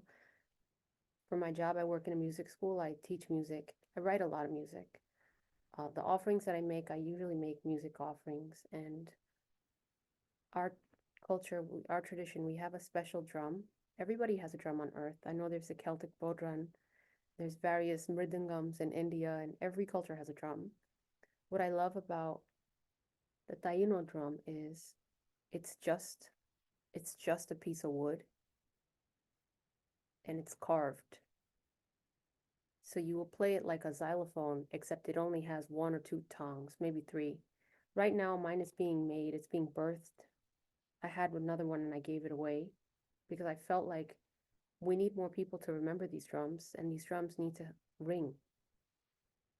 But anyway, everybody's has a drum that's done gorgeous, but our drum, it's you just cut the tree, and I feel so connected to that tree, knowing that. There are some I hear that don't even carve out the tongues. They just play the tree. I'm like, come on, that's magic. Taino are from isolated islands. So we're from South America and just chain jumping and swimming across the lakes to find new places. And our culture is not intact. One, we have so many mixed traditions of Maya and Olmec. So the 20,000 year cycle of horoscope, we carry that too. In my studies and my research and my meditations right now, I'm trying to understand what are their core views. Because obviously there's different people and different tribes that have their own views. We believe, I've heard some tribes they're born from the sun, as you say, Gail, and as others have said, some tribes born from the moon. Our story is that we're born from a cave. We're literally born from the darkness. The bat is one of our sacred animals. The bat only eats guava, And the bat holds all the ghosts of our ancestors in them that are not like powerful ancestors that can help with something, but just like somebody's average ancestor who just left to go to the next place. They might take the form of a bat. But if you have like a mega ancestor, they might merge into some of our great ancestors. And we keep these little stone statues and clay statues of them that are triangle shaped. We call those semi. So our ancestors are with us, and then land spirits that have formed 12 are with us from our creator, Yaya. And our mother, Atabeira, is Panchamama. She's every earth, but she's really the moon and all the waters. We wouldn't say Mother Earth. We really think she's in the moon and she's in all the waters. That's our cosmic mother.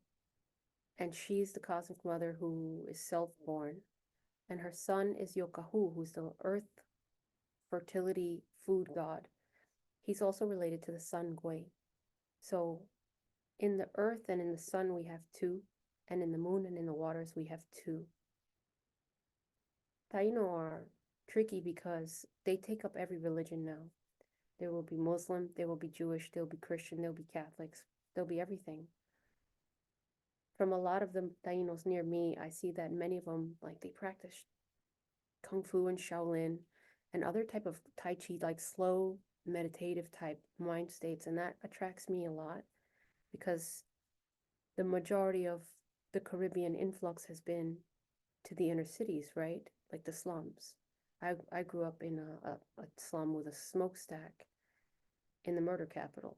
And that was a long time ago now.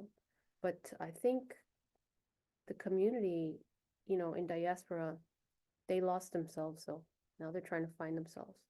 But then when I compare to other people who lived in reservations, it looked like a different type of slum anyway. So now I see that it didn't matter what tribe you were in, you were always in a slum. So that really hurts my feelings. But now I have a drum group, and I kind of just share my drums, and I share my meditations and stuff like that. Because I was a music teacher, it was easy. I could play a little flute if you guys want to hear a little flute. Play a little flute. That would be lovely. I have several flutes. My only problem is I don't know if you're going to hear it on this WhatsApp. Let me see. I think I corrected my settings so that music should come across, but there's a possibility that I might play and you don't hear it. Just let me know. Can you hear anything? Oh, we're not doing this today? All right, we're not getting it. Okay, so Do you have your original sound on, sister? I think I put it on. Oh, let's see. We'll try it again. Listen. Otherwise, I'll just shoot a link to everybody in the chat. You can hear it on my social media. There you are. You're in now. I'll show you a little flute. I'm a cellist. I'm not a flute player, but they're flute players who are Taino, and it motivated me to use a melody instrument. And I like that you use your breath to connect to the great all. Here's a little flute.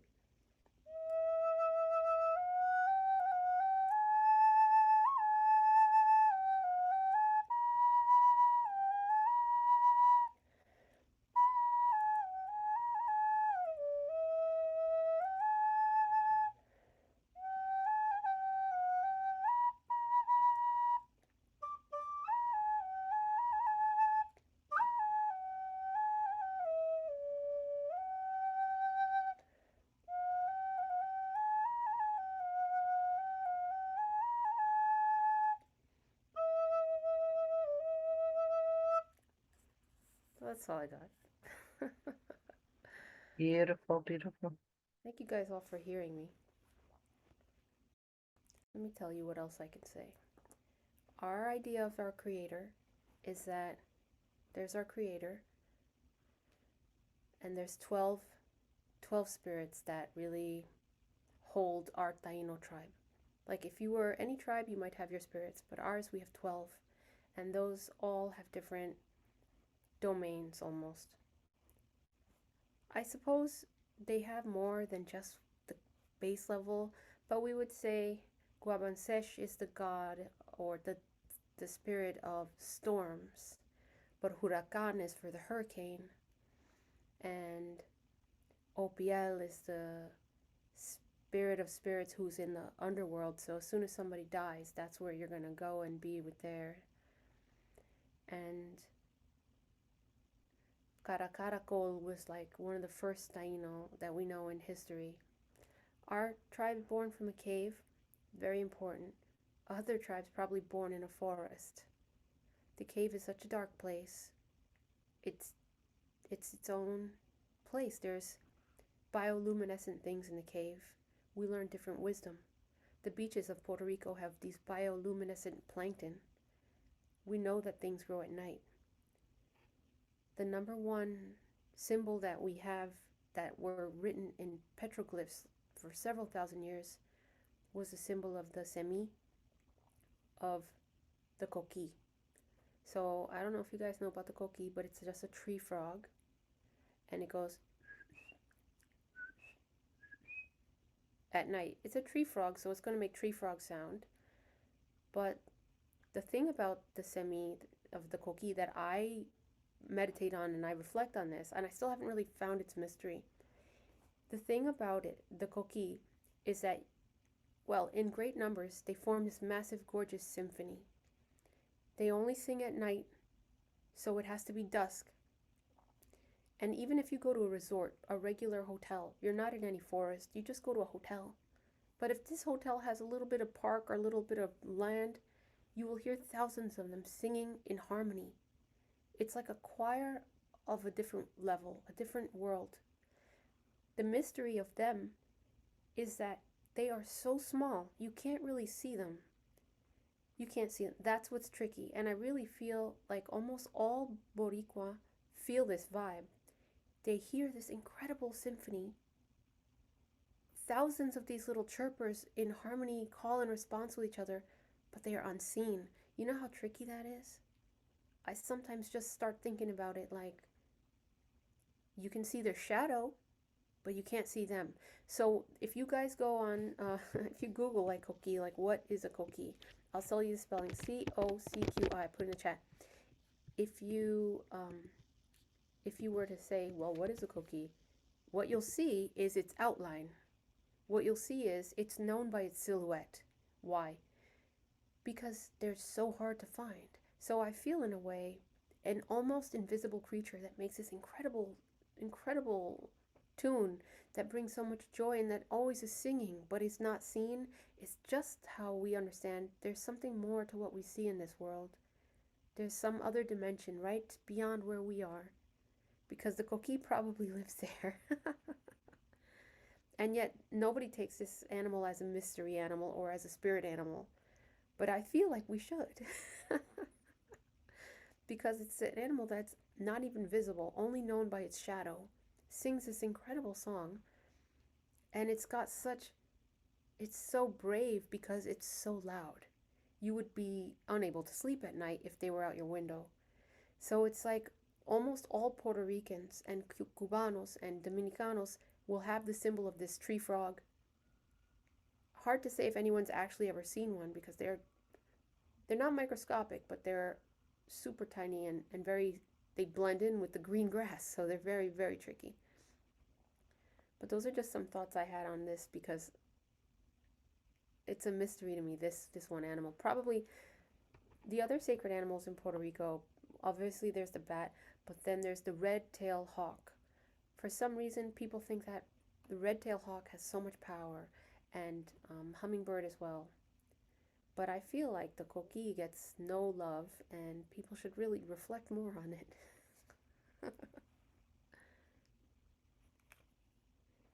Would you like to know any more about our tribe? Sister, that's been amazing. Thank you for that share, and especially for your musical offering, because we have the mantra that exists within our community, which is "Let the gathering begin." It has called itself back to the surface again.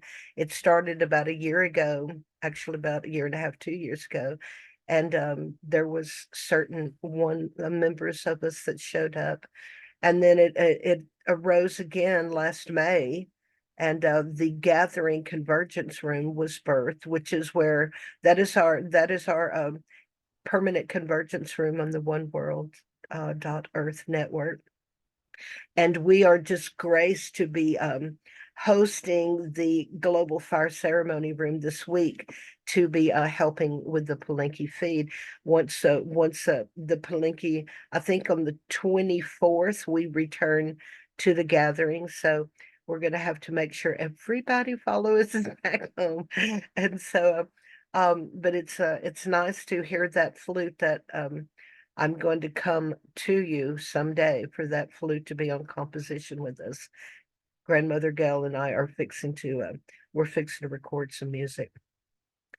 And Keith, how far are you out? I see you're driving. Got about 20 minutes. Okay, wonderful. We've got 10 really active. Yeah. Okay, great. We've got just enough time to hear from Sister Becky. We're getting introductions from our new family members today. Becky, you ready to come in, dear?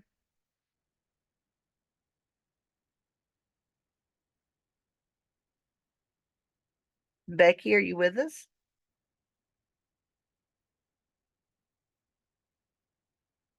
Okay, she may be running around in the back and can't hear us. So, very good. Keith is going to he's going to give us a plant medicine talk here shortly. Oh, here comes Tracy. Tracy will come in here and get some conversation going with Lynn's grinning. Lynn's going, yes, here comes Tracy. Okay, so very good. We'll Australian sister. yeah, Australia in the house. There we go. So let's get her audio in. And she may be driving too. She seems she's usually driving when she comes in here. That's a great question, Julie. I don't know if you saw that. Ursula just put in the chat if there is links to where we can hear your music.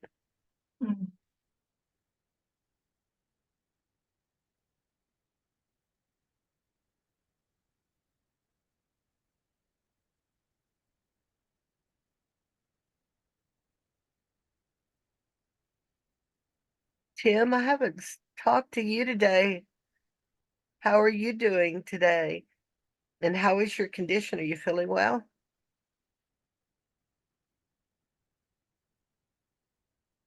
Well, he just took off too, didn't he? And I've already read that that Daphne is resting today as well. So okay, she was here a little while ago. Saw her. She's put it, yeah, she's put in the chat that she's not she's listening in the background, that she's in silence to integrate energy today. And we're patiently waiting on Tracy's audio to connect. I wonder if I could just reflect to Jilly, something that I heard during the ceremony and the process in Palenque, where one of the indigenous gentlemen who stood up and wanted to contribute into the circle, and he introduced himself by saying he's part of the hummingbird clan or tribe, and he said, and the hummingbird doesn't speak to us with words, he said. And he picked up his guitar and he started to play. And then he sang a song. And I thought, wow, that's really lovely that you may find your inspiration coming in more with your music and your songs than maybe with writing and your words. Although, I mean, I was terribly impressed when you said, oh, so casually, oh, I speak about 10 languages. No, I only speak like 3 languages or 3.5, but I studied a bunch. It ends up being really nice to have some connectivity with different languages. I can only speak 3 and possibly not even all of them well, but thank you. But I've just caused to think, really, it's a jokey way of saying a reflection of how you obviously work well with music and rhythm and harmonies and things, you know, to have a skill for languages and your music as well. So I thought, well, you must have a link there with the hummingbird spirit. Indeed, indeed. Yes, and what he was to elaborate further with Ursula here, he was of course, hummingbird is not a plant or a tribe. It is the sacred bird of a particular region. And as is the quetzal and the eagle and the condor. And now, what is really amazing after because the prophecies, the union of the prophecies over the last 52 years has been about the winged ones. And we have seen at this sacred ceremony the anaconda and the jaguar join the tribe. And I find that is absolutely amazing within itself. And I'm really looking forward to that. And another thing that arrived, let me grab my notes to make sure I get this exactly right. They are forming the United Ancestral Nations, will be their first move. And I think that right there is, and it will be similar to the United Nations, but it will be, of course, for indigenous welfare. And I thought that was absolutely beautiful. And so Tim's popped up here. Oh, Tracy's in the house. Tim, do you want to say hello? Then we're going to move to Tracy. Haven't got to talk to you yet. How are you feeling? Are you well today? Hi, sweetheart. Yeah, I'm absolutely fine. Thank you. Well, you look adorable in that green. That's Yeah, it's my leaf shirt. Oh yeah, there you go. There you go. I couldn't get that part of it. It's just the color. That is the emerald green is my sacred color upon the field of dreams. So Great. anyway, Tracy, are you here? Are you driving? Can you come talk to us? Yeah, I'm here. I'm here. I'm just parking. Just Wonderful. parking, throwing a ball for the dog, putting the teeth in, and I'm back. Leave it to Tracy to share every moment. I love her. You're so cool, my sister. Okay, so Keith is going Morning. to bring good morning. I am you got here just in just the beautiful point of time. Keith is going to be doing a presentation. He's currently driving to get back home, Great. and he'll be back probably in about 20 minutes. He's going to do a presentation on plant medicine for us today, which Oh. was encouraged by your conversation last night. Oh, great. And that's absolutely perfect that Tracy shows up, because now we're gonna have a nice round. And I think, guys, I think what we're gonna do, I think when that begins, we will timestamp our recording. That way we will have that plant medicine recorded separately for distribution. I think that's a great idea. So Can I say something? Yes, Tracy, we're going to give you the floor till was Keith comes online. Oh, well, but I was just driving around and I couldn't get a signal, and I was feeling, like frustrated, and I was trying to breathe and just trust that I'll get online and that I haven't missed it. I thought I'd missed hours, like I thought I'm like 3 hours late and I'd fallen asleep, and which is what happened. And I'm on time. It's that whole just trust spirit will get you at the right spot at the right time. And it's so true. Right. Oh, so So- and just to let you know, we're still rewiring our area, and there's a bit of work going on here, so I might have to put the windows up, but I'm definitely here. Yes. Okay, great. So tomorrow, Tracy, I don't know if you've heard yet, but tomorrow is going to be an absolutely amazing day. We are going to open at probably 11 a.m. Eastern, which would be plus 15 hours ahead for you. Yes, And I'm rising. yeah, and we're going to open with water ceremonies. Several of us will just be doing. So if anyone has a water ceremony, be prepared to bring it in the morning. And I've got several things planned from previous ceremonies we've done in case we need fill. But we're hoping, as planned, that Sharon will show up. And she is a water ritualist. So she is wanting to do a ceremony. So if she shows up, we will give her the presentation space in the morning. And then from there, probably in I'm not really sure when. I'm waiting to I've got to go I've got to go make contact with John Raymer because he was in earlier, but I had gotten kicked out. I had been offline most of the morning, and I was actually listening on the live stream that we started earlier this morning because the Wi-Fi went down all over the town. So while I was listening, but I was also dozing, I didn't catch it all. But John came in and was speaking with Gail about how they're going to go to the volcano and do a water offering to Palenque tomorrow, and we're going to be a part of that. So I'm really looking forward to that. And I just said a water offering to Palenque. I just caught myself. So to the goddess of the Isle, they're gonna go up on a volcano and do that tomorrow. So we're looking forward to that. I knew that they were going to do that. And I do remember Gail asking him what time, and he says, well, I don't know yet. So we really don't know, but he will be in here when him and Summer go up. So that's going to be beautiful to see that. And of course, Becky will be here at 6:30 Eastern to take over the room for 2 hours for the prayers of 22 women, because it will be the 22nd. Oh, yes, And yes. here, and kick this out, check this out, girl. Immediately after the 22 prayers, which will end at 9 o'clock Eastern, Janice Hall has secured Uncle Lewis. So Oh, wow. Australia will be in the house at 9 o'clock tomorrow night. Okay. So that sort of, when we say tomorrow, I get so mixed up when you're all I talking know, from baby. the north. You know, guys, Sorry. well, this is a really good thing to do while we're waiting on Keith to get home and settled into his presentation. So we're going to look at this. So tomorrow will be the 22nd. We're talking about 9 p.m.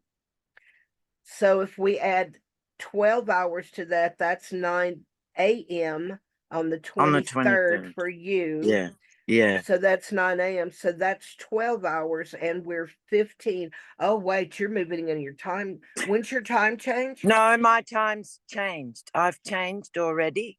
Okay, good. Yeah, I've changed. I won't be changing again now. So we should be 15 hours off then, right? I think So we add, so we add 3 hours to the 9 a.m. midday. Yeah, so that's noon if we are at 15. Baby, what time is it, right? What time is it? Right. Oh, that's the best. Yeah, that's when we do it really well. It's like 8:21 or like 8:21 in the morning. Yeah, on Friday. In the morning. It's Friday. On Friday, there we go. So 8. Thank you. We're still 15. Okay, good. So it's going to be 12 o'clock 12 noon your time on the 23rd. Yeah, and I've got to write what I've learned. I write all these things down when we say it, and I don't put your name next to it, so it could be for another course I'm in. and so I've got to all. Yeah, I'm working it out. I've got to put every bit of information, otherwise I don't know who. So thank you for helping me. Okay, baby. Yeah, because I mean, we cannot have Australia collaborate here without you in the house. That would just be wrong. Yeah, I'm so happy to be here. And, my friends, the elders who know these people, they came and visited yesterday. One had to get teeth. And and it was so wonderful. And we're all so tired and got so much happening. They've got stuff happening with the government and all sorts of stuff. And we couldn't talk about it. So we'll meet again and chat about, and I'll share this with them. So it's all very exciting down here too. Yes. And I wonder, is it okay, Tracy, just to reminder here that one of the grandmothers from the 22 prayer circle asked if you would please join in, that the prayer circle that's happening tomorrow. Do you remember? So Yes, I thought do. And I really want to. My only thing is the continuum of our difficulty with, because we're being rewired 1,000,000 square acres again, just to remind everyone, it's unfinished business for us and we drop out. So I just want to put that in. If I drop out, I apologize, but I really want to be there. Yes. And I really appreciate the invitation. And I feel as I'm saying this, I don't know where to go to get in, but it'll be okay. I'm writing it all down. yes, I think Tracy, it's Ursula. I really want to clarify before I'm going to leave you in the spotlight, baby, but I need to clarify what you just said. So, what actually happened, Tracy? You were invited to that ceremony. The Yes. same 22 women pray that were praying on the first one 4 years ago, but hundreds of people will be in the room. So we will all, and it's going to be in this room that happens in the Global Fire Ceremony room on the 22nd of the month and has been going on for 4 years. So we're all going to be here, but we will all have our mics muted because Becky will have host of the room and we will all observe that ceremony. And the beautiful thing about it is that Grandmother Joan Henry, who launches the first prayer, because she is the firekeeper for that circle, she's in Palenque. So Palenque will be live in here for the prayers. Oh, Okay, I'm go going ahead, all Ursula. goosebumpy. I know, it's amazing. Mm. Go ahead, Ursula. yeah, so just to say that it looks as though the corroboree will be at 9, but the circle will be 2.5 hours earlier, just to help you out Okay. with the timing. Yeah. So that's early in the morning, earlier. No, So no, that's no. The like, corroboree is at 9. So if you yes, take away 2.5 hours from 9 p.m., it's p.m., yes. isn't it? Or is it Saturday morning for you? Well, I think it's Saturday. It's gonna. Oh, now I've gone strange again. Okay, let sorry. me jump. Hang on, Tracy. Let me Sorry. jump back in here. Okay, what Ursula is trying to say is that the 22 prayers are right before Janice brings in Uncle Lewis. So your times on your note would be 9 o'clock in the morning. Will Yes, be the 22 prayers, and then Janice will be in at noon, 3 hours later. that's what I've written. Yes, yes. Good get. So that's, yeah, okay. So is that correct? Yes. Okay, I've got that. Oh, thank you. Wonderful. Thank you, sister. So, Tracy, you got the floor until Keith gets back. Hurry up, Keith. Okay. Oh, he is back. I've been sitting here for a little while. Okay, I didn't even see you. Okay, guys, what we're gonna do, we're gonna timestamp the recording, Keith. We want to make sure we have this recording separated by itself. So, as tradition in the gathering, and so as in the global fire, while we are blessed to be hosting here, we say thank you to the energy in the room. And I guess this morning we're thanking the sacred snow goose and share for that energy, and for all of you for holding space while I was in internet jail. Okay, much love. Thank you.